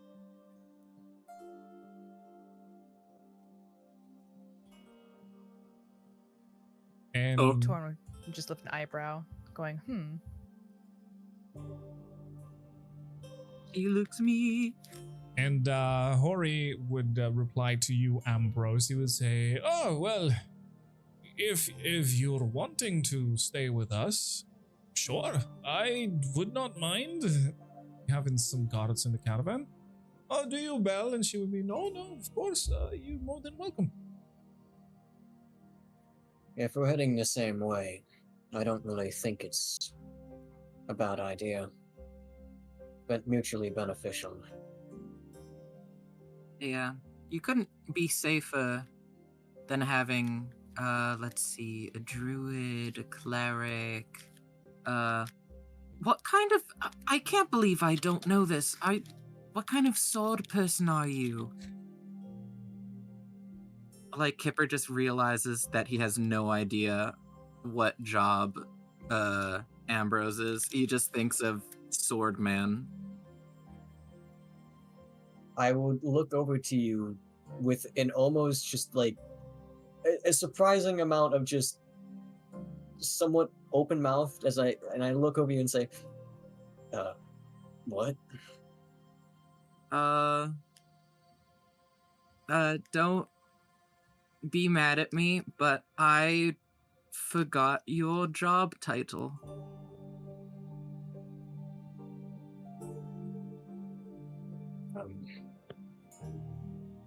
A traveler, I suppose.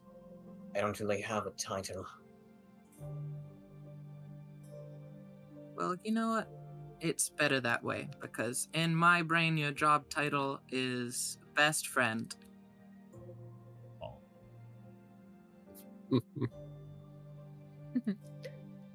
I look in the opposite direction of Kipper for several moments. Aww. And anyone who might be in that direction will see that I kind of like put a hand over my face, but you can see a slight bit of dimple on the other side of my mouth. Aww.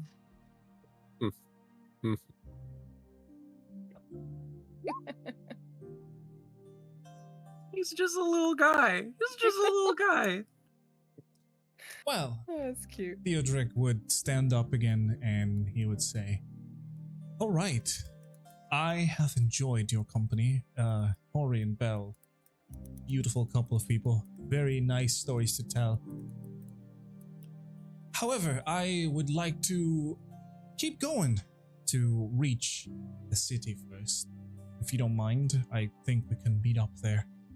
As I told you, I'm not really a combatant, so the cover of the night suits me better for traveling. Understood. I mean, you will always do you, so go on and do that unapologetically. Theodric would nod at Kipper, and he would pull out a coin purse and just hand over some gold to Bell, and he would grab the other staff that he has. It's a very new looking staff. You know, use it as a not as a walking stick, but you know, kind of like tapping it on the ground as he walks. Don't lose that one now. And he obviously he starts heading away from everybody, and as he hears you say that, he says, "Can you enjoy the old one?" And then he turns and he starts leaving. I will kind of quickly stand and kind of shout out to him, "Hey, before you go, can I ask you a question? Of course. Privately." Sure. And he just gestures for you to come over. As you know, he's taking a few steps away from the circle, and he moves a little bit further away. So like, you know, there's a private question. And I will also hand chi to someone. Yeah. Okay. Who wants to keep chi? I'll take chi. Okay. Awesome. I'll kind of awesome. look at the pody for a second and say, something I need to ask. Nothing bad, I promise. Yep. And I will follow Theodric. And the question I want to ask him is something I don't want said aloud. Okay. So I am going to message you on Discord. Oh, okay. Oh. So it's a private question. Okay. I like this. It's catchy. Okay. Do you want me to reply there on Okay. Discord, or should we just leave them with the expectation of what you said? Actually, well, it all depends on your question. In the Okay, meantime, no, you go ahead. I will and send you type the it. message and we'll decide from there. Okay. You type that. You type that. In the meantime, Hori and Bell just kind of pick up the stool that Theodric left and just put it inside of the cart. And she says, "Oh, yeah, we've picked up some new things. Would you like to see it, perhaps? We've got some new potions from that from the potion bin that you guys bought some last time." Kipper's like at this point Kipper's zoned out because he is now like just walking around and looking at the plants on the ground because he wants to collect the toad's tongue plant for rations. But yeah, I mean, Hori and Bell, they have their shop up and open, so like they're kind of offering for you if you want to check anything else. Do they have any enchanted options? Like enchanted, like weapons, preferably, or accessories? If you're talking about like magic weapons, let's see. Let me see what they have, because I do have a little shop for them. Besides the normal stuff, you can see like they have a lot of like random equipments for things. Your average like armors, weapons, ammunitions, and some other like more mundane things. Let's see, shop. Where are my shops? Oh my goodness! I still have a berry pie slice in my. I am gonna take that out. It is bad now. That thing is smelling bad. It is bad. Can you stop doing this? Tell me how to actually phrase the question. First the cheese. Oh First boy. the cheese. I mean, it turned to cheese. It's a characteristic of people who were raised in lower incomes is that they'll hoard food. We do. That is literally like we have like at my house in real life. There's like the quarterly fridge clean out where you find all the things that you were saving for later in the back. Yep. All the leftovers. I get you. Yeah, and you're like, oh, that's not supposed to be that color. That's where that went. Oops. Yeah. I do that all the time with like salsa and stuff. It's pretty Oh funny. my goodness, no. yeah. So Rexmoa, as you ask for anything like magic, Hori moves inside of their shop, and he pulls out what looks to be a normal looking torch. And he says, well, we got this fancy gadget. You may think it's a normal torch. However, you can see, he says, light, and the torch instantly lights itself up with a green flame. And he shows it like, it's a flame, and like, he says, dark, and the torch goes out immediately. Oh. And Rexmoa is quite amazed at this. And he also says, supposedly, this torch could burn forever. Do you have to be holding it for the voice command to work? Not really. And he sets it down on the table and says, light, and immediately picks it up because the fucking thing is on fire. So, and Belle goes, Hori, what the fuck are you doing? Oh, well, yeah. How much will it be, Hori? Quite the interesting item you have on your hands. Yeah, this is some of the curiosities that people along the roads decide to trade with us. We do have a few more potions. Some of them, well, we don't really know what they do. What else? What else? You can see he starts like shuffling things about. Let's see. He says, and pulls out like a little small silk bag, and he opens it, and there's a ring there. It looks like a simple like golden band. And he gives it a little flick with his finger, and you can see like some runes kind of appear for a second and then disappear. And he says, This little thing, I don't know the use for this. However, this thing apparently, if you are attuned to it, you will know its location at all times. It's what is it called, Belle? And she goes, yeah, the ring of tracking. That one.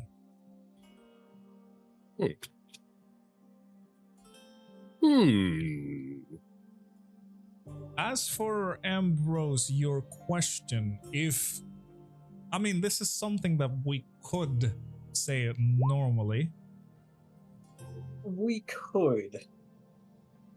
But if you wanted to remain a secret, I will just say that you will see the party would see obviously Ambrose asking a question, and Theodric just looks a little bit thoughtful, and he shakes his head no.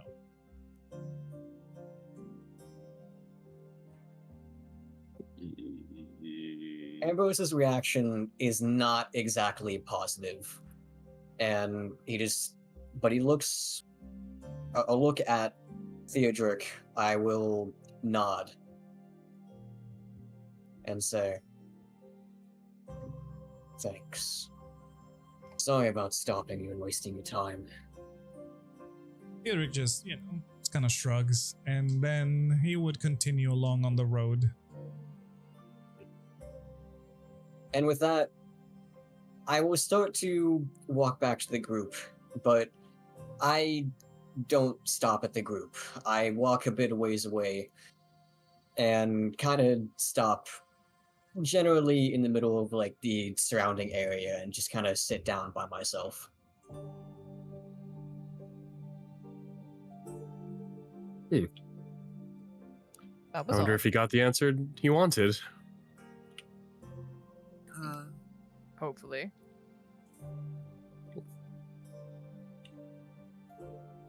I think he might just need some time to himself for a few moments. And as you guys are, discussing about this, you can see like Hori is still looking around. He says, "Oh, well, in terms of magic, we do have a couple of potions. Normal ones, healing. There's some mana potions laying here and there. Oh, we have a potion bin. That's about it. We don't really trade a lot of magic items." How many mana potions? Taurin would be interested here. No, well, let me check. And you can see like he's kind of getting tired of like moving stuff around inside the shop. Probably it's been a long day for him. And Belle is outside, kind of like giving him directions, like, no, it's below that crate. No, move that one around. No, that's behind that one. Oh, did you leave it there? And it's just like, oh god, he's like moving around stuff and like, kind of having a little discussion of like, oh my god, I remember it was here, and and in a few seconds later, Hori pulls out like a small crate. You see that in the crate there are 2 mana potions and 2 normal health potions. It's a very small, like kind of pallet looking crate. Nice. I'd like to take one of each if I can. You sure can. If I recall correctly, the prices for the mana potion and the health potions were, because I have the prices noted somewhere else, not in the shop. I am very smart. You got this. It's okay. Oh boy. Yes. Healing potion will be 30 gold and mana potion will be 20 gold. And 20. Taking 50? Oh my goodness. Yep. That's 50 gold. Fine with that. Let's see. I think I am. Hang on. Wait. Let me double check real quick.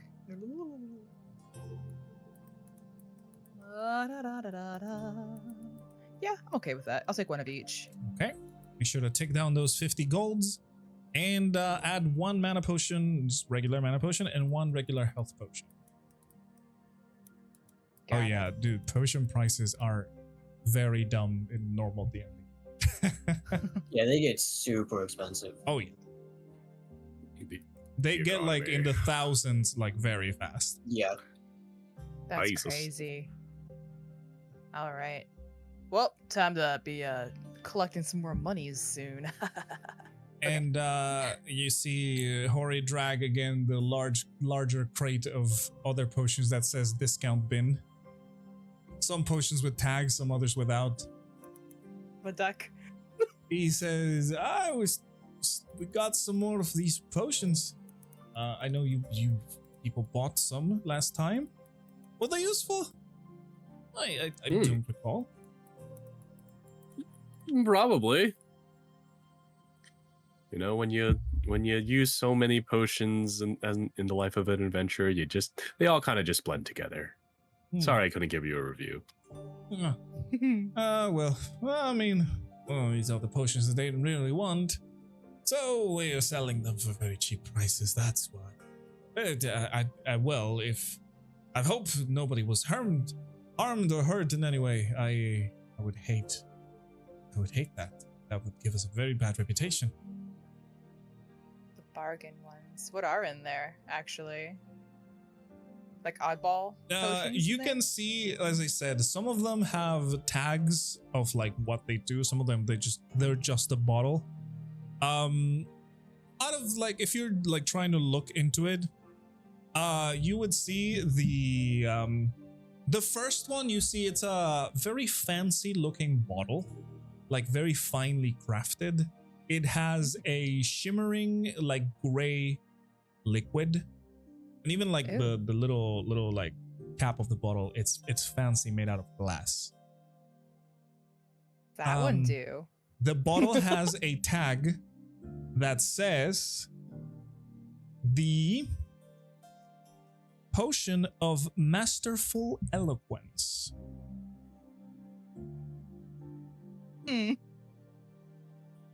Okay. The next potion that you see is another one, not as fancy, just more like vial-esque.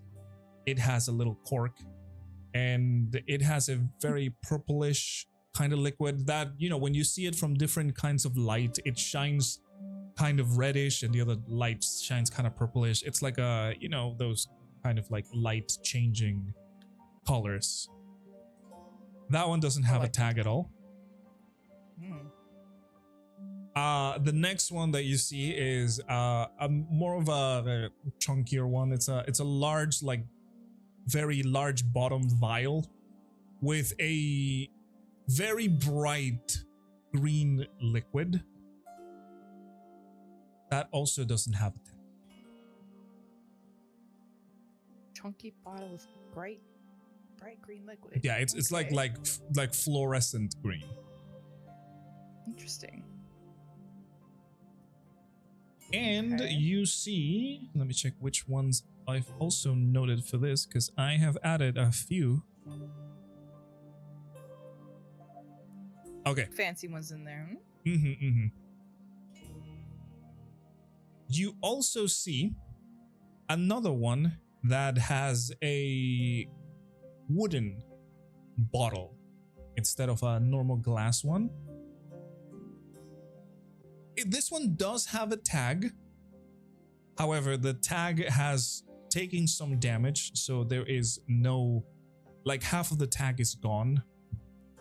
You can only see the words file of persistent, and the rest of the words are like the tag is damaged, so there's no other words in there. File a persistent something interesting. Itching. That's Yeah, bad. there's a reason they're on a discount. Right? And That's interesting. there is another one which I have to look at the old, because I separated the things in sessions, and I'm having to find the ones that you didn't buy before. 'Cause I So, think- you know. Didn't Kip buy one before? I think it was Rexmoa who bought. Yeah, I bought it, Mhm. and I still Rex. have it. So the one that I bought was called Plan B, and we found out that it turns you into a swarm of bees if you drink it. I haven't drank it remember yet. that. Correct. Yeah. That is true. Hey, it is Oh. a bargain bin potion. Hey, some of these could be good. Who knows? I will Well, not tell you. No, you're good. I'm curious about the I'm curious with the persistent one. I really am. How much Okay. did Into your that one- curiosity. Yeah, my curiosity as a kitty cat have to be. So All right. you can see that in the crate that all these potions are being placed. It says bargain potion bin 15G each. 15G each. Okay, I found the other potions. There is another potion. This one is in a very delicate looking vial, very thin, and it is a kind of dark blue liquid, and it has a very large cork. And in the tag, it says the elixir of exaggerated elegance.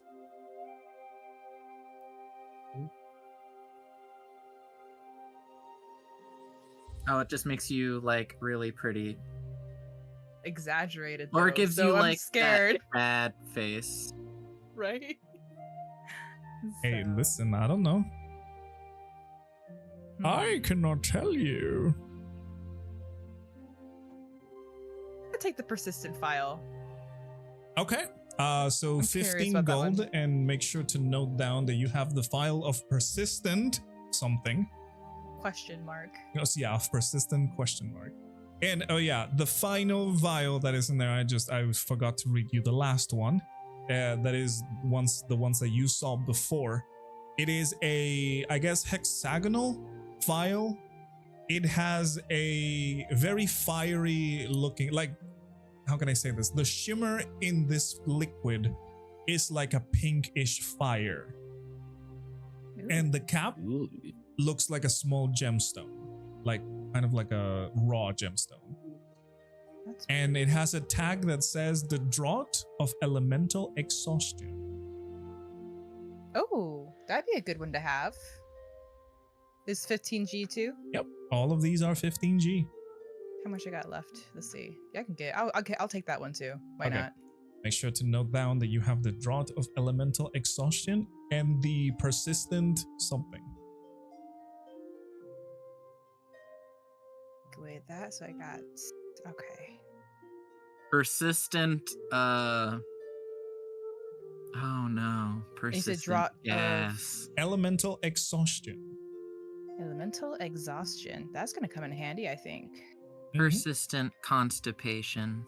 That's gonna be sucky for whoever gets it. But yeah. Hey, listen. You Also, will not Kipper know. has some things to potentially sell. No, go ahead. I mean, what do you have? You're in like the shop inventory right now. Yeah. Let's see. So Kipper is wondering. So I have this necklace. It's the necklace that's worth 50 gold. Okay. Yeah, so if you're willing to sell it, Belle would, take it in her hands. She puts on some, like, jeweler's goggles and starts, like, inspecting it. And obviously, 50 gold. She offers the price. Okay, awesome. That'll bring me to 146. Okay, and then we have 2 sickles. Oh, okay. Let me check how much are those, because I forgot. It's okay. We make lamb. All right, 4 sickles. I forgot. Let's see. Sickle. That would be 1 I gold. remember. 1 gold piece each. Okay, nice. Okay, let's see. Delete those 2.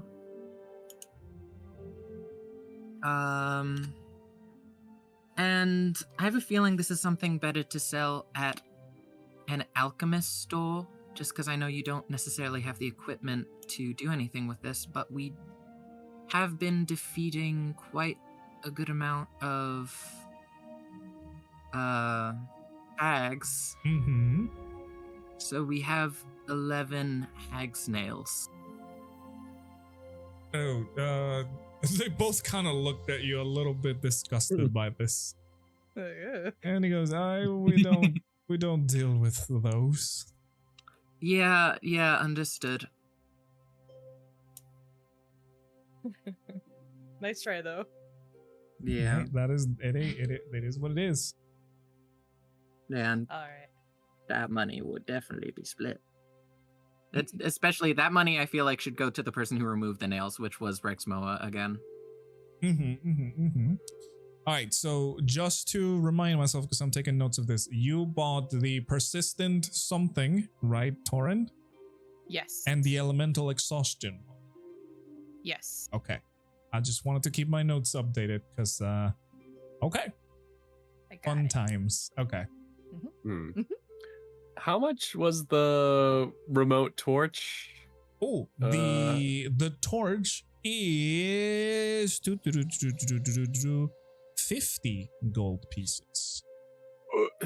And how much is the tracking ring? The tracking ring is, oh lord, I closed the tracking ring page. What the fuck? The tracking ring is also 50 gold pieces. Damn, everything is 50 gold pieces here. Holy moly. You get rich. I only got 16 gold. Oh, I guess we're gonna have to go to the bargaining table. Hey, listen. That's what happens when you think money is Yeah, like. it's worthless until you want to buy the cool stuff. Listen, Yeah. if something you have enough for one bargain bin potion. Yeah, that's true. Let's see if I can pull something. And I'll talk to Hori and I'll say that I appear to be a little light on gold, but I am interested in that torch. How about I throw this into the deal and I pull out the Plan B potion? I don't remember where I got it from, but it's a potion that turns you into a swarm of bees. All right, give me a deception check, and I will see if their insight is well, it's a contested roll against their insight. If their insight is bad, well, we'll be able to see what happens. Okay, it's like when you get gifted something you gave to someone last Christmas. Oh, damn. Okay. Okay. Hey. And Belle says, well, it's certainly not a potion we've seen before. Yeah, sure, I can let that go for the 15 gold in the potion. Okay. You got yourself a deal. You drive a hard bargain. All right. And Belle would be like, oh, what did you say the potion did? And she would take out like a little paper to note the effect. Because obviously your potion has no tag or anything. Clearly. It's been through a lot. Yeah, it turns you into a swarm of bees. You see, I was into a swarm of bees. I'm sure somebody would have a use for that. Some lucky adventurer, I'm sure. Do you have any plans on a name? It has to be kind of clever, right? Well, we can think about that. A marketable name. I was just curious. Yeah. Well, no idea for now. Let's see. And you wanted the torch, right? Yeah, I wanted the torch. Okay. Does that have a cool name? Yes, it is called the Ever-Burning Torch. That's pretty rad. So it's basically a normal torch, but whenever you speak the command word, it lights up. And it will continue burning until you say the, turn off command word. Sick. Okay, so is this, I'm asking, I guess, like as a player, can anyone activate this, or is it specifically me? It does not require attunement, so anybody who says the word would activate it. Okay, and I'm just gonna make a note. What are the two words again? Light and dark. Light, dark. It's not gonna do it on accident, though, right? I don't know about that. I don't know about that. I guess I should be careful I what would I say and I where I would store this say- thing. I will say that you have to say it like properly. If you're like speaking and you say light for some reason, it's not Yeah. gonna, ignite. You have to Okay. like actually like say the word, only the word to it. Okay. And No then- funny accidents. Other than that, it is a normal torch. The only difference is, as I said, if you say light, it will, ignite and it will keep burning until you say dark. The torch will not go out by any way. It is a magical flame. And, that's about it. It won't go out. Like, it won't run out of fuel or anything. It's magical. Even underwater? It doesn't say it doesn't light up underwater. However, it does tell me that the effect is a spell. So let me check real quick. If it does light underwater, then you can have a torch underwater because this is magical flame. This is not a normal fire. Let's see. It's a regular flame. Okay. It says, wait, hold on. It says a flame equivalent in brightness to a torch. That's the same thing. The effect looks like a regular flame, but it creates no heat and doesn't use oxygen. This flame can be covered or hidden, but not smothered or quenched. Of course, until you even say the more word. interesting. So it gives off light but not heat. Correct. Okay, It's- and it doesn't go out. It Wow. doesn't go out. I would say, sorry, that is the spell that this okay. torch has. This torch does give heat. It specifically says that does give heat. The spell, because it says, it's a torch with this spell, just modified. The spell does not, but this torch does. It does say it burns. And Okay. if dude, even you more use useful. it, and if you use it if you use it as a weapon, it will deal fire damage. I'm gonna tune myself to this torch. No, it's not. Or- You don't need to Yeah. attune it. It's Yeah. there. You can use it. Sick. All right, I think that'll be enough shopping for me. I only have 1 gold to my name in a dream Hey, to you make got, it in the big dwarf city. You got rid of a very useful potion, though. Yeah, that is also true. That would have been a great. Oh well, Imagine- opportunity cost. Imagine that next session you had to fit into a very tiny space that We have only a druid for that. only a B-sized space. A B-sized- A B-size place. A space a that can keyhole. only fit 100 bees. Exactly. Only that, nothing else. Honestly, that would be a very terrifying thing if you're just, sitting in your house and then all of a sudden 100 bees fly through your keyhole. I'm not gonna lie. I thought about poisoning Theodric with the bee potion, Damn. but it's gone now. It can't haunt me anymore. So, anybody else wants to do some shopping, trading, buying, selling? Let's see. I think I'm good. Yeah, I'm dandy. Ambrose, you're still over there, not approaching the group? Yes.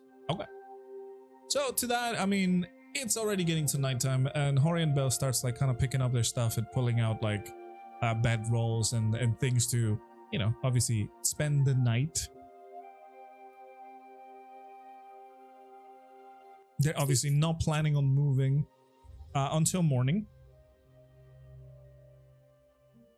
And I'm assuming you guys are staying as well, since, everybody is like going together into the town.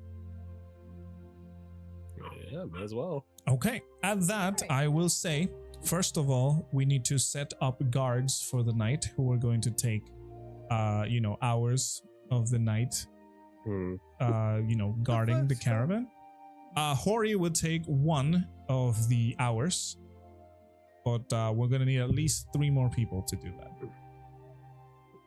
Kipper definitely will. Okay, so All right.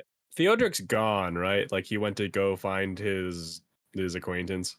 No. Well, he did say he was Oh. going to meet them later, but he just said that he wanted to get to the town first because he was not a combatant and he didn't want to. And obviously, at night, it's harder for things to see you. Okay. But he's not staying at the camp with us? Or Nope. He went further. Okay. Well, if no one else volunteers, Rexmoa would volunteer, but he is very tired and drained from all this cold weather. All right. So and we also have. being angry at Deodric. Okay. So we have Hori 1, Kipper 2, Rexmoa 3, and we need one more. I'll do it. All right. Ambrose 4. So I'm going to roll a survival check for Hori to see what happens as nighttime falls, and you guys are enjoying the night. Let me put you guys in a pretty night sky. My screen is covered in Hori and Bell. Hey, that's how it is, you know. I don't have pretty night skies. I only have like very demonic looking ones. Yes, I do still have Chi. Yeah. Rexmoa does have Chi. Somewhere in all these bundles. You need to get some pretty night skies. I was We're just a trying to- wholesome bunch. I was trying to find them, but they were all like demonic looking. They were like darks and like reds, and it's like, okay, dude, that's like kind of spooky. But yeah, okay. So at nighttime, let me see. Let's see what it's not survival, sorry, it's perception. Oh, that's very good. All right. Hori spends his night doing the first guard as everybody else gets comfortable to sleep. Nothing really happens as Hori is, guarding the caravan. He is looking around. He has a warhammer as his weapon of choice. And just, he's just doing some rounds, walking about, listening to see if anything would come closer. Besides nature sounds, there is nothing in there. And he would wake up the next person, which is Kipper. So Kipper, you are woken up by Hori. And he takes his bedroll and just goes to lay down as you are left doing your guards. I'm just gonna pat Hori on the shoulder and continue on my way. All right, give me a perception check to see if you spot something in the night. Okay. That makes me feel there is something to spot in the night. Perception. All right. With that perception, Kipper, you hear the sounds around in the wilderness. It's a very calm area. It's a very flat land. The road toward it's obviously the plains that Misspell is on. It's just starting to get some elevation as you guys approach the mountains. While you don't have a very big dark vision, you can see fairly well. And obviously your ears are advanced, so you can listen as well. You hear shuffling here and there, maybe from some curious animal or something like that, but nothing really gives you any alert. There is no dangers in your watch. Your 2 hours Yay. pass without any issue. And you would go and pat the shoulder of the next one, which would be Rexmoa. Rexmoa gets up out of his sleeping bag and starts putting on all his layers again. Okay, and yeah, Rexmoa, you get woken up as Kipper, is yawning and wanting to lay down. So he would just go to his bedroll and again tuck himself in. And you are left doing the guards. And roll me a perception check. One thing that I would like to do while everyone else is asleep is I want to observe the Stone of Oris and see if it's changed at all. Thinking about the words Theodric said earlier about there being a presence in Galvathier. Yeah, ooh. Okay. Rexmoa, let me roll something on my own over Obviously, a little distracted. here. Yeah. Okay. Rexmoa, you start your guard, looking around, thinking about what just happened, the encounter that you just had with Theodric. You pull out your stone and investigate the stone. It is already past midnight as you have started your guards. We're talking it's probably like 2 a.m. or something like that.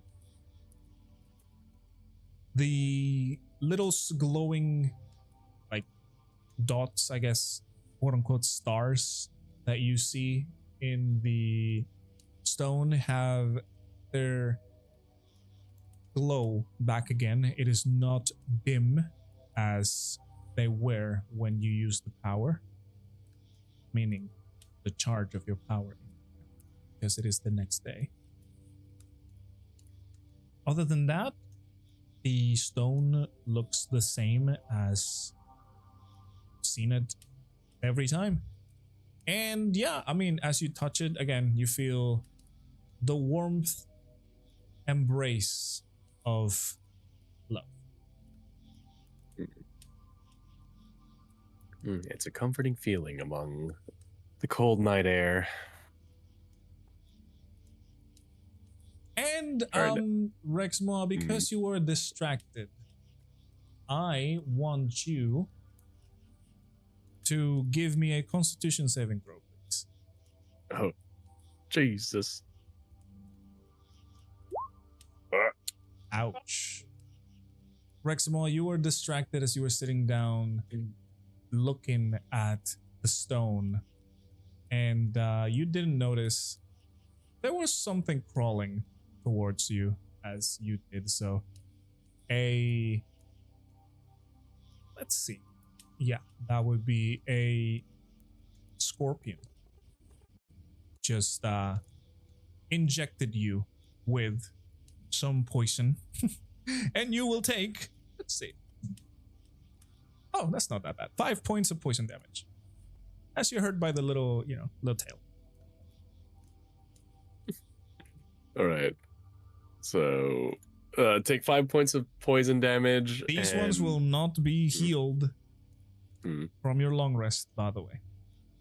Ooh. At this point, That's not good. you have taken the effect of a long rest, but after these, the 5 points will not be there.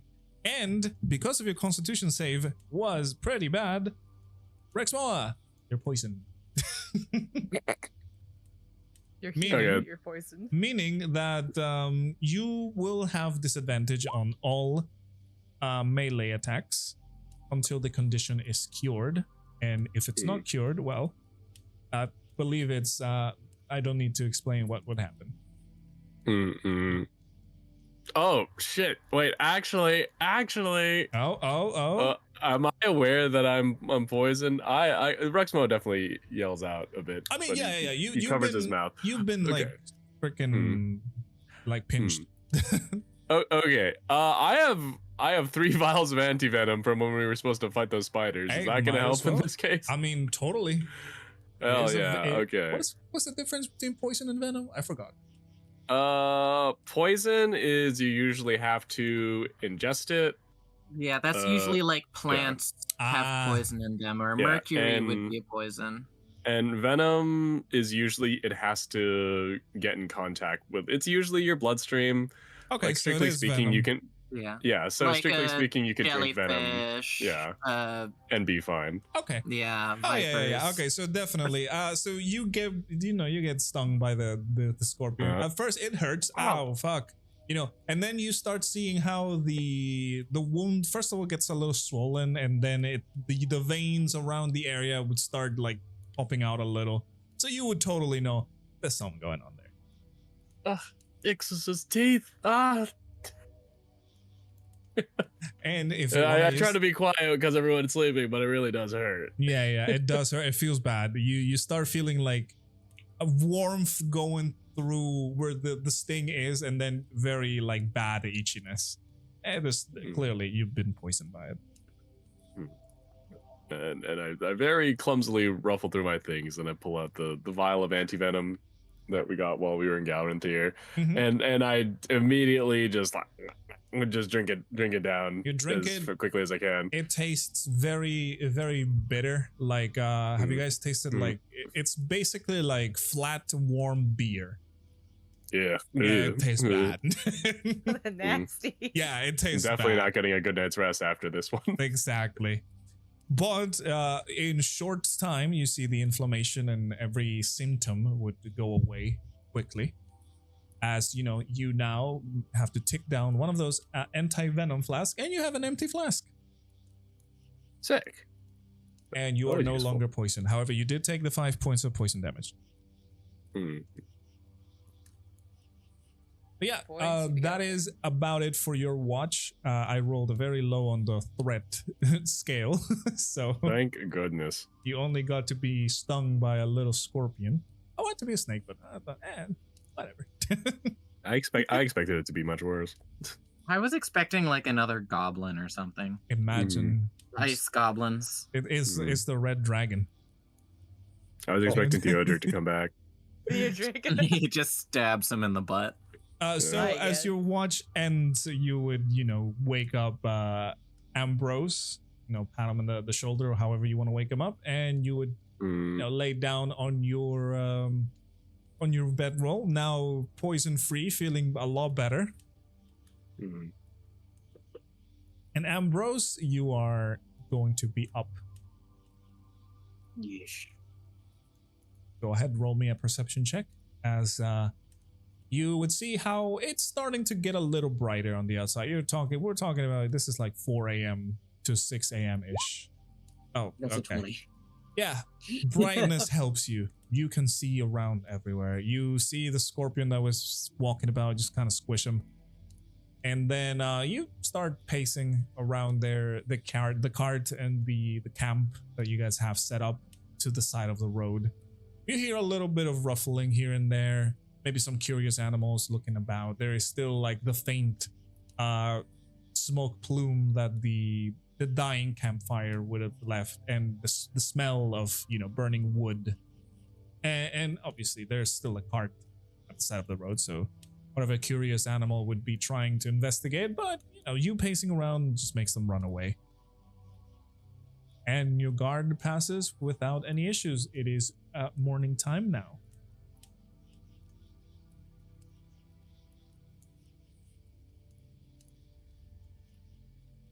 Morning.